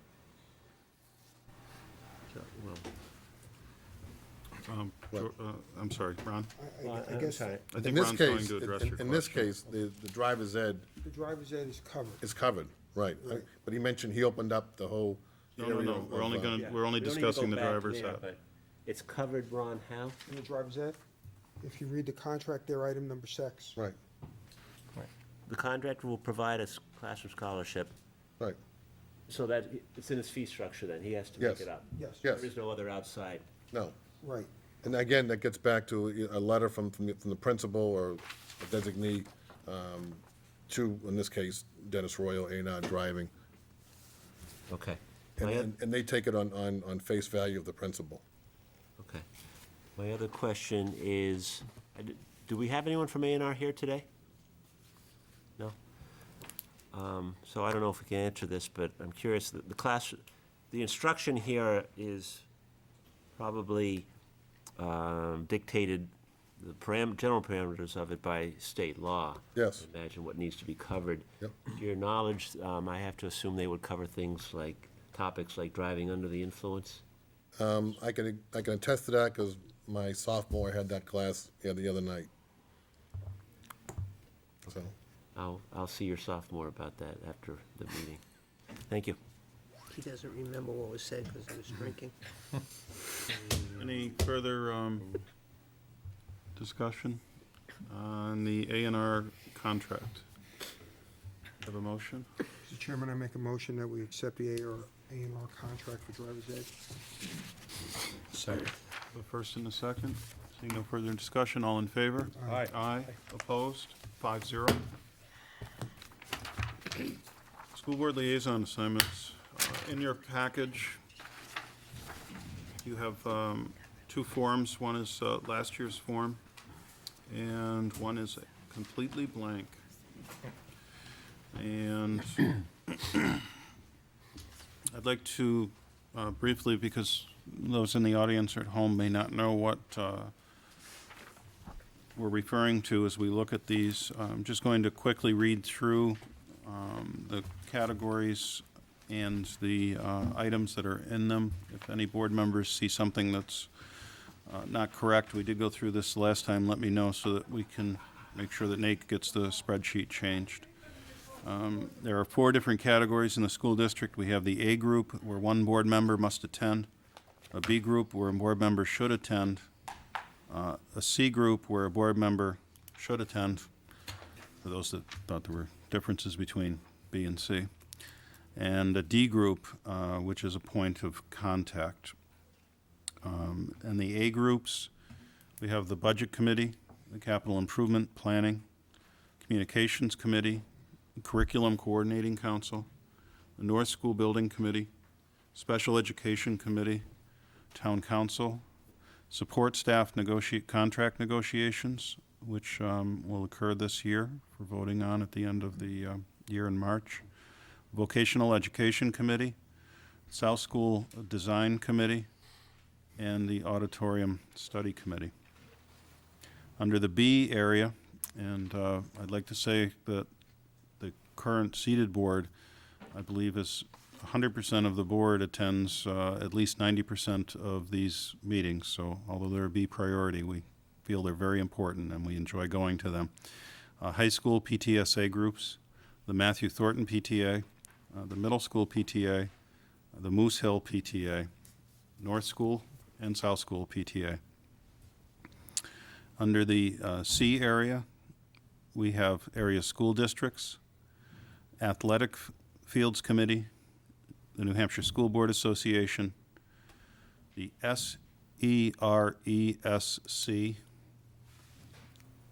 the State Rep Liaison, Technology Steering Committee, International Exchange Committee, which I think is new this year, they added us, and the Policy Review Committee. And in those cases, we have it indicated that a board member should attend. On the D area, point of contact only, is the administrators. I think you have a special name for that group, right, Nate? Yes, Ed Council. The Ad Council, which always confused me. So the Ad Council, or the administrative meeting, the LEA, the Teachers Association, the NEAS&C, the Planning Board, which I'd like to say that George has attended religiously for every meeting. And as we all know, we've been lobbying for a position on that board for the last 2 years. The School to Career Group and support staff. Support staff, can you define that? That's not support staff contract negotiations. What it was when we originally set these up is the Delta groups were the support staff contract negotiations. It was, in the opposite years, you would just appoint a contact if they had a problem with I it. see. So what would happen is the people from the Delta group would move up to the Alpha group when it Understood. became the negotiation portion of it. And let me explain the difference between the Bs and the Cs, since I put it together and there's so much questions about it. At the beginning, I had them all together, and there was some board members that would pick all the groups that are Cs that meet like once every 6 months, and leaving the others to pick up 2 or 3 that had the monthly meetings. So that's why it was divided up, those that don't meet very infrequently, Yep. and those that meet frequently. Okay. So it was just a way around a smart board member. I understand. Great. The, we'll go through these and have conversations on the board and have people express an interest. One thing that I would like to look at this year, I would like to look at mixing it up and seeing if we can bring a fresh perspective to potentially to different groups. Possibly with one board member change so that we have continuity with another board member, but let's start having those conversations now. No one try to sign up for everything, okay? Or nothing. Or no one try to sign up for nothing. Very good point, Paul. Well, it's interesting that Ron put the thing together and broke it up, because I did a couple of counts. Ron, I don't know how you have time to do anything. Your name is assigned to 14 different things. As long as the meetings schedule themselves out, I'm all set. Those are all on Tuesday night, though. I have no idea. I don't know when he's home. Maybe he likes it that way. I don't know. Maybe someone else likes it, though. Someone else might like it that way. I wasn't even going to go there. Okay, this is a public session, so we'll continue. The Budget Committee. The 2 points of contact for the Budget Committee. Before we go there, just because I'm the chair and lucky enough to be able to talk and not give anyone else permission. On the Town Council, I am going to, I've done that 2 years in a row, and it's a pretty heavy schedule, so I am going to look for some relief there. Just on our considerations as we go down the chart. And I consider that one of the more important meetings that we attend. So, Budget Committee. Dan, I know that both you and Paul have been very religious about attending that. Well, Steve, could I make a comment before Please. we go? As the board knows, a lot, or some of these, I don't want to have anybody capitulate to my schedule. I simply can't make any meetings prior to 5 o'clock. And I was on the original SPED committee for a number of years, and then everybody was capitulating to the meeting at 6 o'clock for my schedule coming out of Boston. I didn't think that was fair, because they could meet right after school. So, just so the whole board's aware, that's the committee assignments that I have here. Nothing's going to change for me. And I'm certainly not going to request anybody change their schedules for me. So Right, and to, I can stay on budget committee. That meets typically at 6 or 7 o'clock, Paul, I forget 7 when. o'clock Yeah. usually. and to that point, I know that since I work, live, and vacation in town, I can be available during the day, as well as George, who works out of his home I mostly. telecommute. Mostly mowing his I don't know lawn why you when I don't drive understand by, that. But you understand, It's a good I point. don't want anybody to capitulate to my No, schedule. that's a good point, and we're always very And- careful too when we schedule meetings that, that we, as many of us can be here as possible. So, So that said, I could stay on the budget committee, and Paul, you too? or- I've enjoyed working on it. If someone else feels very strongly about it, that's fine. Otherwise, I enjoyed working. I'd like to put another year in, but I'm open. okay, so we're off to making no changes on the first one. So much for my speech, everyone. Capital Improvement Planning Committee, this is coming up.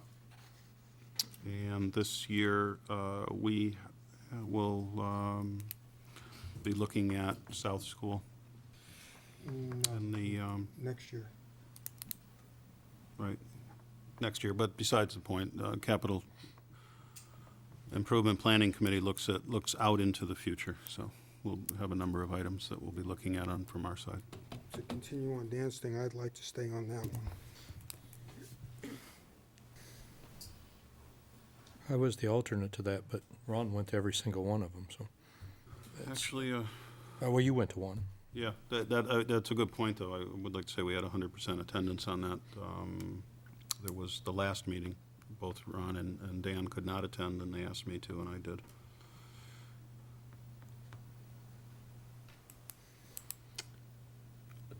Do you need an alternate? Well, we have Campo, and we have, Well, I can do it, but going to Steve's thing, if we want Do you- to change do it you- around a little bit. do you have any interest in any Well, of these, George? as I go through? I'm just thinking that. They meet about 5 o'clock, don't they, Ron? They meet about 5 o'clock. It goes somewhere from April to September. September.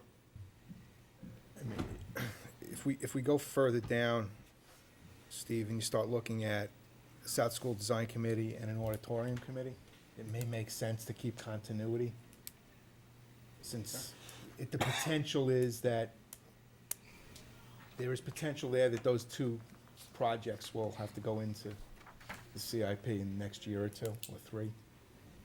So, I guess what I'm saying is maybe we should look at that before we go back to see who's gonna go How to about- CIP. How about if we do this? I'll be the alternate, and then if we can change throughout the year, All right. I can make 5 o'clock. Okay. So that's Ron and Dan on the CIP? So far, nothing's changed. Well, I can't make the next one. They're alphabetical order, by the way, so. Maybe we should start with the Ds. Yeah. I'd start with the Vs, but that's one of my favorite ones. So. The Communications Committee, this committee does meet during the day at 2 o'clock, 1 o'clock. 1 o'clock. Till 3 o'clock. One time a month. I would say that leaves out 3 board members that have real jobs. You can be the primary on this. That way, at least we'll have a change in the schedule. Okay, this way Nate's gotta do some typing? So, So Herman and Young. yeah, it'll be Herman and Young versus Young and Herman, although I think both of us attend every meeting that we can anyways. Steve, Yes. if I can make a suggestion, the way we're going here, maybe it might be easier to do it by exception. The only thing I think that's good about this is by having this conversation, particularly in public, anyone who would like to run for public office might reconsider So it's really a public service. when they find out the number of things that we all have to do besides our normal meetings. Curriculum Coordinating Council. Again, I was on that. I think I added some liveliness to that committee. Brian shaking. I'd like to stay on that. I think that's a good committee. I think it's it's moving along the curriculum, and that's where the action is. And I've enjoyed working on that, too. Does have a problem switching your name so that Campo is the primary and Margolin is the secondary? At least there's a Great. change, so, but they both go to every meeting, so. Not always. No? Okay. I don't watch that one on television, just Budget Committee. They put that over in a school that doesn't have a TV. There's a thought.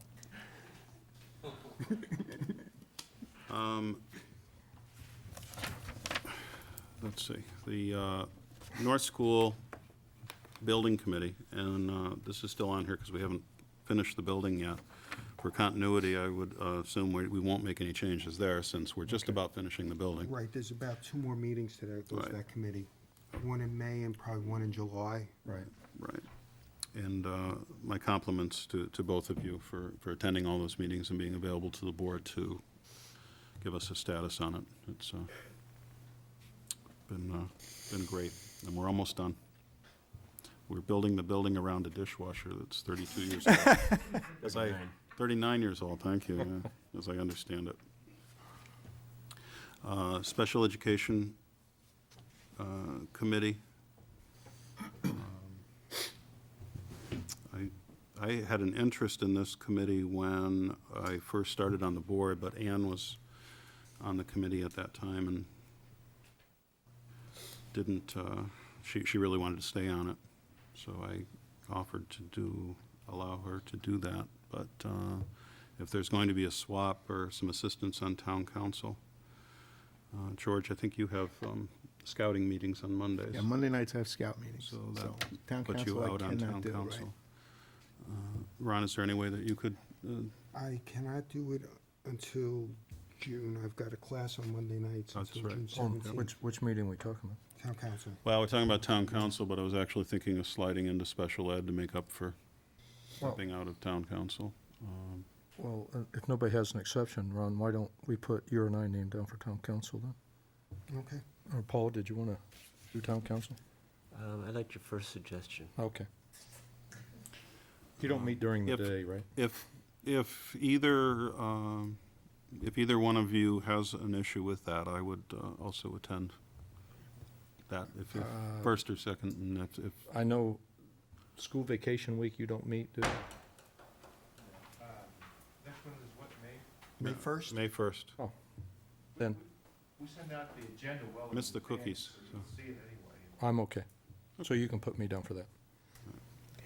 So Ron and Dan on that one. All right, and then we'll go, Is there, I'm sorry, who's first and who's first and Well, second, or does it matter? Why don't you put me first, because Ron can't do it till when, Ron? June or July? June is when I, Okay. Got it. and And Is that okay? let me say, too, if for some reason while Ron's not available, Dan, if you have a conflict, I'd be happy to help Well, out. like we do with all committees, we'll call around and, Yeah. See who- okay. There's sometimes things that we can absolutely. work out. okay. I can't do special ed, though. Well, I think, Steve was looking to do that. So and Steve. I'm fine with that, and I know Ron's heart's in that, so. yeah, my heart's in special ed. Okay, so Young and Campo, or Campo and Young. Okay. Thank you, George. Mm-hmm. The contract, Ron on sped. Yes. support contract Steve. negotiations. I got my first taste of this last year, so I feel that I could step up to a bigger responsibility this year, because I have a bit of understanding of that. Do we have anyone else that's interested in, what's the time requirement typically on this? Because I know teachers, these gentlemen over here to my left spent 30 or more hours. This one here is another, I can't do this one. this one here is a long one also. It's almost like the teacher's contract. We've got it into a couple of things where we've done some reclassification. Yeah. So we've gone in here. But it's typically during the day, is it No, not? it's in the afternoons. Okay, I'm getting a, okay. If you want me, I can work as secondary on that with you. Okay, I I've think, been I doing think, it for the last 3 years. I don't know, George was looking. Yeah, I mean, I can certainly do that. I mean, I've got some experience in the Okay. business world through negotiations, and the 3 That's o'clock, fine. as you continue to point out, apparently you're doesn't mowing cut your into lawn. my business day. Well, you telecommute. I do, You I can use your telecommute. Okay, so, looks like we have So Young and Young and Herman on that. Steve, I'd like to stay on the VOCAD. Boy, I would too. We're just really starting to get heavy into that. Yeah. Is that okay with the other board members? That's fine. Okay. For me.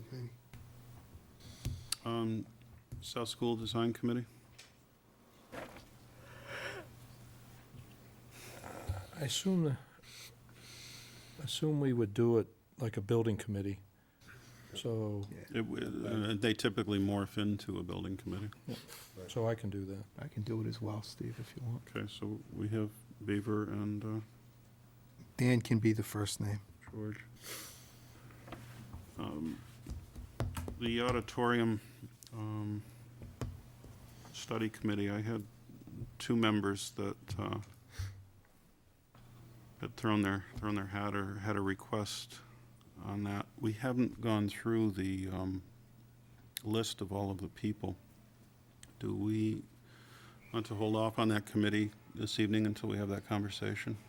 Or are we willing to, because the two that, We I can put think, board members. I think the board members can be assigned, but okay, that's the two just board my members opinion. that had jumped in right away, I think were George and Ron. Is that correct? That's correct. Yes.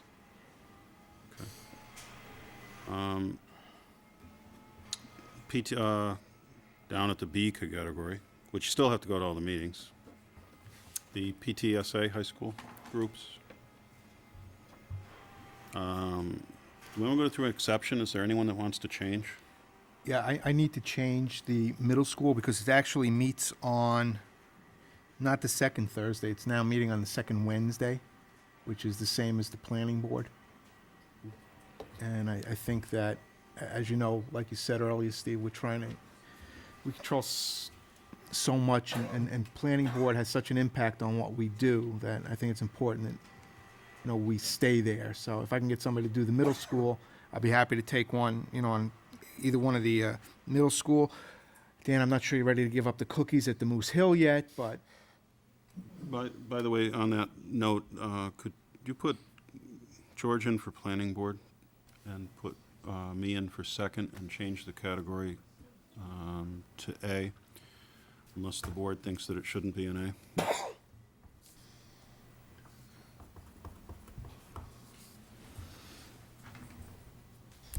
Got it. Back to the PTA's, Matthew Thornton, one of those meets in the morning, so that only leaves George, because that actually only leaves me because the grass is too wet to mow in the morning. So he couldn't. Oh, yeah, I guess you could make it to that meeting, so. Do we have anyone that wants to swap with George for the middle school, with what they have? Well, can he make Matthew Thornton? You do both. Yeah, it's the second Thursday, and it falls It's in the one morning. month in the morning, 1 month in the evening. yes, I mean, I can make the second Moose Thursdays. Hill's in Thursday, too. So I'm not You can getting make- any other. I can make Thursday. Second Thursday is middle school? Second Thursday, yes, I can. No, the middle school is the second Wednesday. Oh, so this is wrong. That's been part of the problem, yeah. Oh, so this says Thursday, though. Well, yeah, it says Thursday, but it should be second Wednesday. Yeah, but he can't switch with you because he's got scouts on Mondays. I Yeah, could probably make Monday night. most of the second Wednesdays, Okay. unless somebody wanted it. Okay, so does Paul have the middle school now? Is that what we said? Paul's middle Yes, yep, school? that's fine. And I've currently got the high school. Okay, and is George now have Matthew Thornton? Was that what was decided? George has high school. No, but George can't have high school Oh, because it he's meets got- the same Monday, time as Monday the nights school I've meeting. got scouts, that's, So so I the could two nights switch- that I can't do a Monday and I'm Wednesday. sorry, Carol. I could switch to high school for Matthew Thornton. Okay. So But don't worry, Carol, I'll be there. I'll miss that. You're welcome. I missed 2 meetings. As long as my lawn doesn't have to get mowed, apparently I can make it. So, Steve, you're at the high school, and George, you're at Matthew Thornton? Yes. So we're gonna have 2 at the high school? Uh, Or am I off the high school? Ron, you're still I- north and south? Yeah, I thought you were moving to middle school. I was gonna take that on additionally. You could stay at the high school, too. You want the night off? Well, I'm happy. I'll go back to the Moose Hill. I'll be at Moose Hill. Okay. I'm gonna do Moose Hill. George doesn't have anything to do. That's where I am. Oh, I meant, I'm sorry, Matthew Thornton. I was looking. You're killing me here. Don't worry. Get your time off. You could mow my lawn while I go to the Matthew Thornton. You use a push mower. Yes, I do. Where's that horse that was wandering around your All right, neighborhood? Boats. Steve, are you back at Matthew Thornton? I'm- Okay, and who's at the high school? Paul. Paul, Paul? Paul's at the high school? and Paul's at the middle school. And Paul's at the middle school? Dan's at Moose Hill? Is that correct? Yes. And Ron's at North and South? Well, I could do one of those. I mean, I could do North School if you want, Ron. If you don't mind, I'd like to stay at North because that's my home school. You got it. That's. You do if South? South, but doesn't work for him No, South, no good for me. because that's the Wednesday meeting. It's a Wednesday. I think they should change their night. Okay, so We're in the way. all right, Yes, we're in the way. just to double check. Paul's at the high school, Steve's at Why are you Matthew still here? Thornton, Paul's at the middle school. I'll go to South, Okay. and George can do Matthew Thornton. Killing me. No, we aren't. Does anybody have It another works. eraser? Okay, We got Margolin, Herman.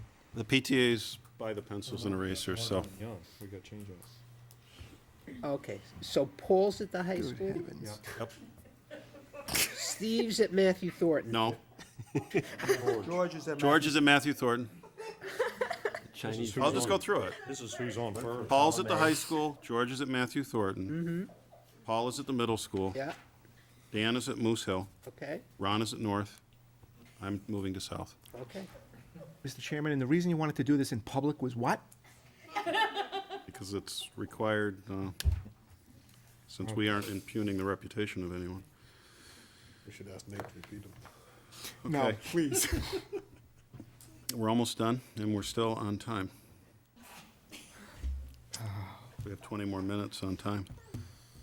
Area school districts, That should be you. athletic fields committee. I will do that since I'm a member of that besides. Yeah, you're on the recreation committee board anyways. New Hampshire School Board Association, I'll stay with that. They weren't happy with my letter about 17 and 18-year-olds. Also stay with the next one. State Rep Liaison, Dan, since, I'll stay with it. okay, that's fine. Or, I'm sorry, were you? No, I was just saying that since I'm talking to them mostly about school funding, I could Oh, take that since you're helping out at town council there, Okay. which is the big Why don't you one. do that, and then I'll put myself, or as second if you need. Yep, that'd be Can't great. make it or something. So that changes to Young Beaver. And then Technology Steering Committee. Yeah, I think I'd like to stay on that.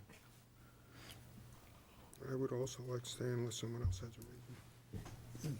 I mean, yeah, I'd like to do it, but these guys are fine. I mean, I'm not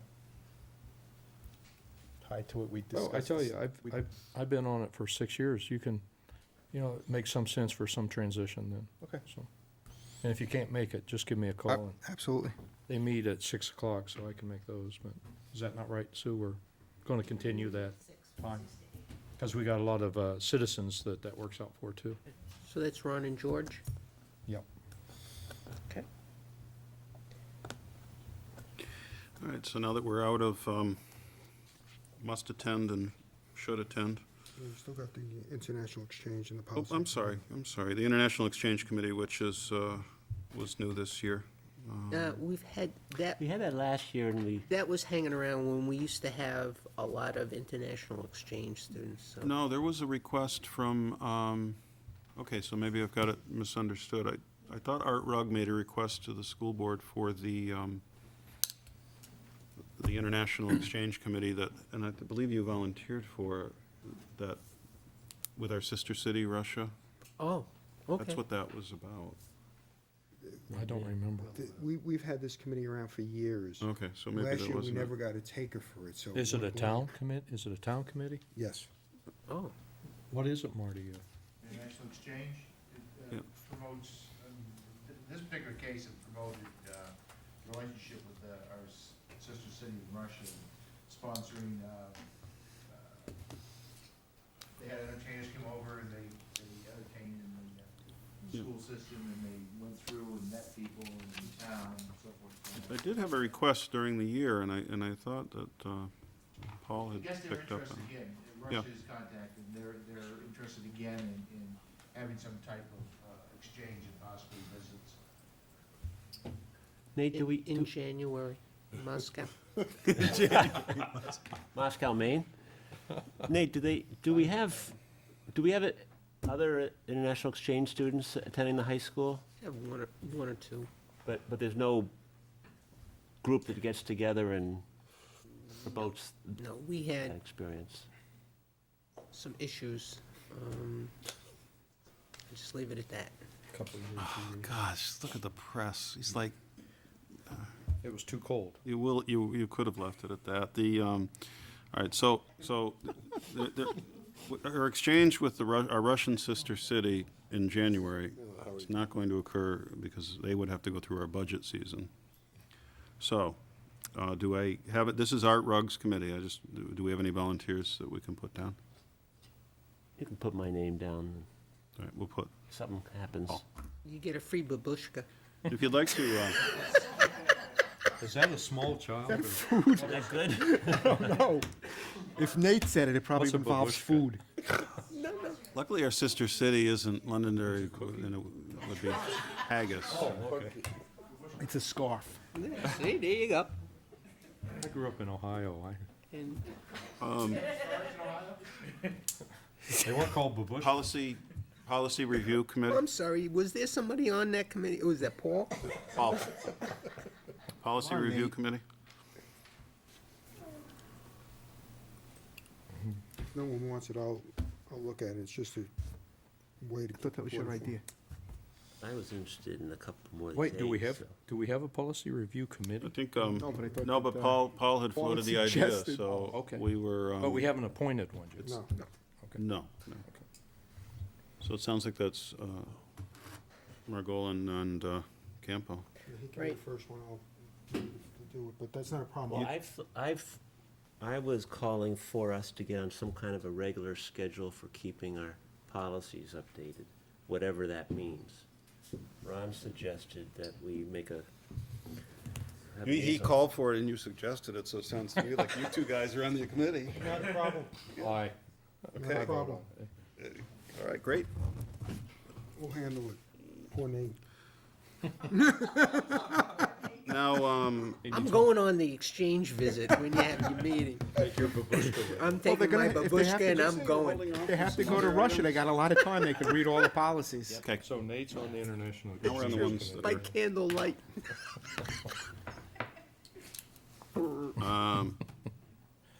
the point of contact committees.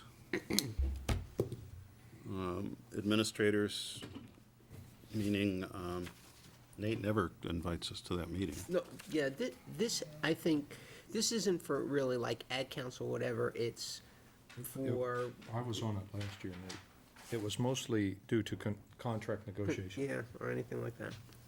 Oh, okay. I don't remember, at least during my tenure, a school board member going to an ag council meeting. No. Do you run, or?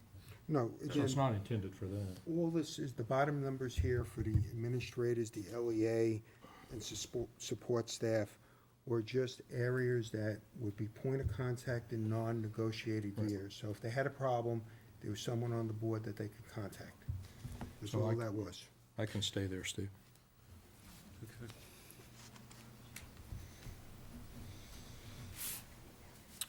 LEA? Let's keep Dan and I there. Yeah, we negotiated the last contract, so. Is that okay with everybody? Okay. Makes sense. That's Campo and Beaver. Yep. Shouldn't we have,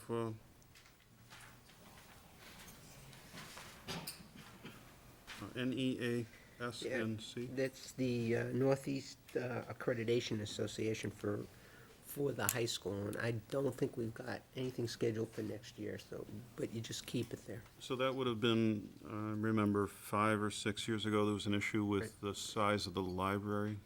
Right. That's the type of thing that they would look at? Yeah, it's the New England Association of Schools and Colleges, which is the accrediting body for the high school. And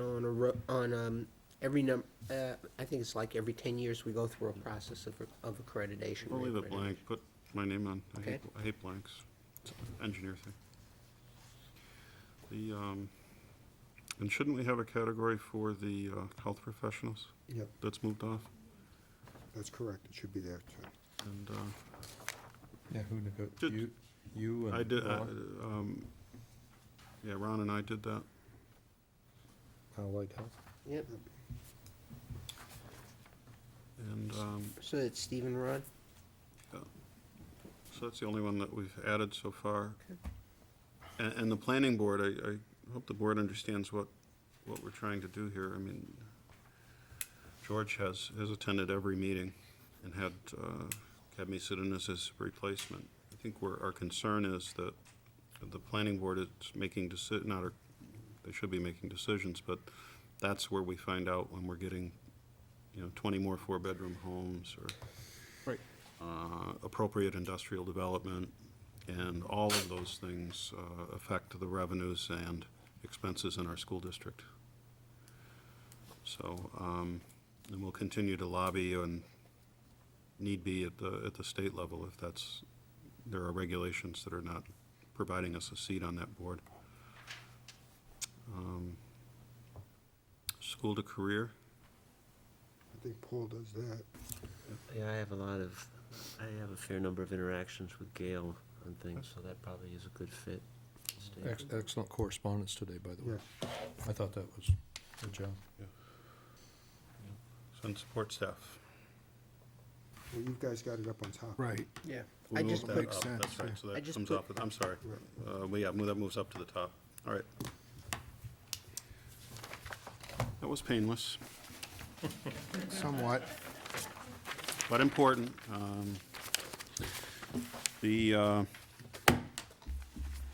Any other business before the board? Nate, would you like to report on the school? You testified today? yes, I had an opportunity to testify on Senate Bill 268, which was the dropout legislation, age 18. It was heard at the House Education Committee. They actually wound up opening a double room because they had so many people who were interested in the presentation. Those of you who've been there before know there's a protocol for presentation. The governor spoke first. Then they have sponsors of the legislation first in the Senate, then the House of Representatives, then any other interested members of either the Senate or the House. Then they will go to people who have jobs, I guess, or working people. And then they get to people like myself or what have you. There was an interesting mix of testimony. There were a number of people that testified in favor of it. There are a number of people that testified against the bill as it's presently written, including two high school students from, and I forget exactly, Mascoma or Merrimack Valley. It may have been. Our focus was that we felt that age was not the issue, that it was services and programs that were available to address the issue of young people having enough skills to enter either the workforce, a 2-year school, 4-year school, or a trade school. And that was the main focus of our presentation. We also talked about the fact that the state didn't appear at this point in time to have the capacity to address a number of the issues that were identified. And that prior to passing a law that said you could not drop out of school until you were 18, that we felt that it was important for them to step back, identify capacity and resources, develop that first prior to putting an age on something, if in fact you believe there should be an age, and I'm not convinced that that in fact is the appropriate thing. So we talked about our programs, the programs that we had available. We also stated that it seemed to us that there were some significant statewide issues that had not been addressed. Things like Job Corps, as you know, there's no Job Corps in the state of New Hampshire. If we wanted a youngster to go to a Job Corps program, they either have to go to Maine or Massachusetts. There is none.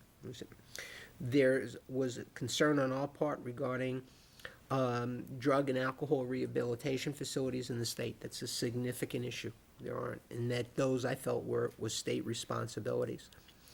We talked about building the infrastructure and capacity first before you address the bill. We also raised an issue about the $1.2 million that was put into the bill as it left the Senate. The $1.2 million were to be divided between two cities, Manchester and Nashua, for expansion of quote-unquote vocational programs, whatever it was. I did raise the issue that I thought perhaps the money could be better spent in developing statewide capacity to address more students as opposed to concentrating them. Those programs were identified as pilot programs, and I said, the analogy I try to use, I said, was when we pilot a program in our district, for instance, like the reading programs, we already have a commitment from the board that here's what the need was, this is why we're piloting, and a commitment to fund those programs. I said, and fund the purchase of those textbooks. I said, I don't see any commitment here that once that pilot is finished, that there will be continued revenue to allow that program to continue or have it replicated in other parts of the state. So I said, absent that, it's a problem. We also discussed the funding issue, or raised the funding issue, saying that we have a variety of programs, but we basically are running up against it as far as additional services. If we're going to provide additional apprenticeships and internships, we need people that are obviously going to be able to do this. If the state, in fact, requires us to do these things, that, in fact, I believe becomes a 28A issue. And whether or not the state would, in fact, fund those additional requirements. Also reminded the representatives, and most of them were cognizant of the fact, that our funding, whichever formula winds up being used, historically follows 2 years behind, so that the number of pupils that they use for the formula for, let's say, the 06, 07, which is our fiscal 07, our kids as the enrollment that we had in fiscal 05. And what I said was that if they ask us to do this, and there are statewide 2,000 students, the same, and on average, they have dropped out over the years, that 2,000 number was not accounted for in fiscal year 05. Therefore, the money to provide these programs for these kids is in fact not there.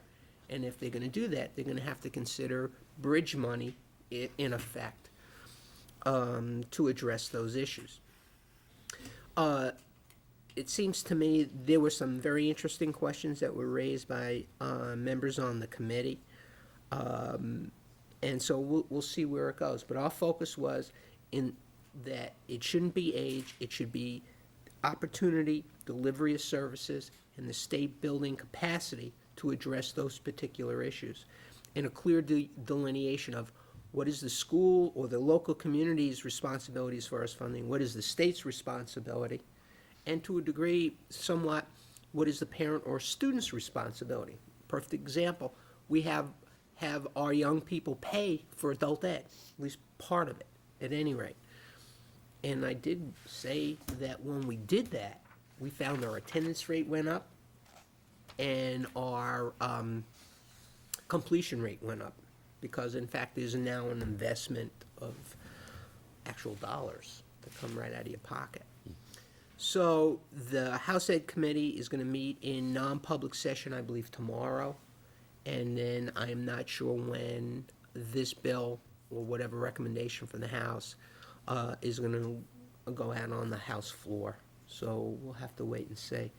There are a number of people that, as I mentioned, testified regarding concerns they had with it. And then obviously there were some individuals and groups that testified in favor of it. But our concern was that people keep on talking about the 18-year-old graduation compulsory attendance age as being a component part of something. And the issue is, it's not what that something has not clearly been defined. So until that happens, and you look at it and you see who's responsible for what and how much there's going to be as far as funding streams and revenue streams are going to be concerned is important. In the discussion, they bring up, well, Franklin had its dropout rate reduced significantly. Well, Franklin's we received a sizable grant to develop a program. And I think for their dropout program, they have $100,000 for 37 kids. So when I went to the summit, one of the concerns they were expressing was, what is going to be the continuing revenue stream? So you've got initial startup costs, and then you've got continuation or continuing revenue streams as far as being able to maintain the program, which is one of the issues that we brought up when we first raised our issue regarding the original funding formula, which was, if you've got programs in place and kids improve, the formula would pull money away, which didn't make any sense. Then you don't have the structures or the services in place to continue doing what you were doing, let alone move ahead. So it was an advantage not to do well as opposed to an advantage to do well. So it was kind of interesting. I left at a little after 12, I think it was, and I know it was supposed to go on for a little bit longer than that, too. So we'll see. Any questions for Nate from the board? Nate, have we invited the governor to our graduation? Yes, we have. We have already heard back from the governor's office. He's going to be out of state at that point, but the governor's office, and the governor's going to send citations to our adult ed graduates and letter of congratulations. So that's going to be really nice. Unfortunately, the accommodations or whatever he's sending is not the purpose of it, is for him Right. to see our program. Right. And that's what we really wanted him to do, to understand what it takes to do this part of it. Correct. And maybe we can set something up so he can come down here and understand in the trenches what we do. Sure. An alternative program to get children to stay in school and graduate. You bet. To dawdle on that another minute or two, Nate, if the governor can't make it, but sometimes he sends a representative. Is that still a possibility? I can raise that issue. Department of Ed?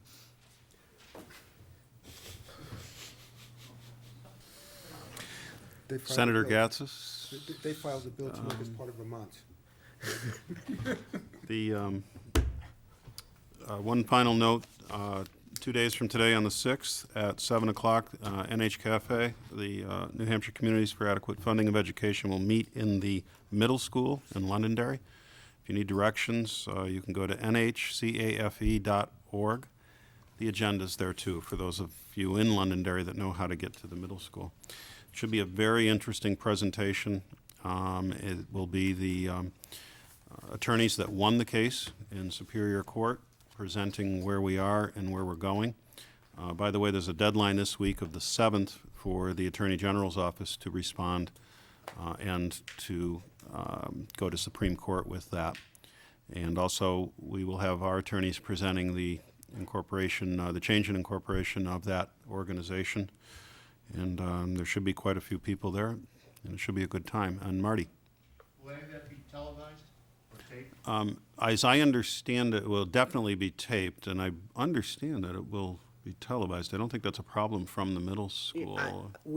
I don't think we're going to be able to televise it. What we're going to be able, we're going to try and tape it. We've had our guy John Bolio is in Washington with the kids, so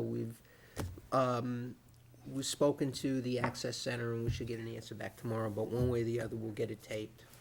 Definitely need to make sure of that. The reason that it's being held in that facility is that the last meeting had about 135 people that attended. So we need a large room, and this one wouldn't be large enough. The the high school, all of the rooms, the band room and the cafeteria were in use that evening. So that was the next logical place to go. And we'll see everyone there, including representatives state representatives from distant areas that have already said they'd like to attend. We'd be happy to have anyone that'd like to come. George? Just before we go into a non-public session, I just want to take a second to thank Councilor Bovee for attending not only this evening, but also last week when he first got in the assignment. I know that the priority of this board is no longer an A priority with the council, but Councilor, your presence is appreciated, and it is important if we are going to continue the relationship that this board has with the town council. So I want to thank you very, very much for being here. Thank you. Joe Paradise and I both agreed that you'd be covered one way or another by one of us. No, thank you. We appreciate it, sir. And to that point, there was also a drive to make sure before June 1st we held a joint meeting. So we'll all be back together again before the summer starts with town council, school board, and budget committee. So thank you, George, and thank you, Mark. Mr. Chairman, motion to reconvene non-public public session? Second. All in favor? Aye. Aye. Opposed? Thanks, Debbie. 5-0. Thanks for If filling you're in in. this room, you're Good to see you. on the air.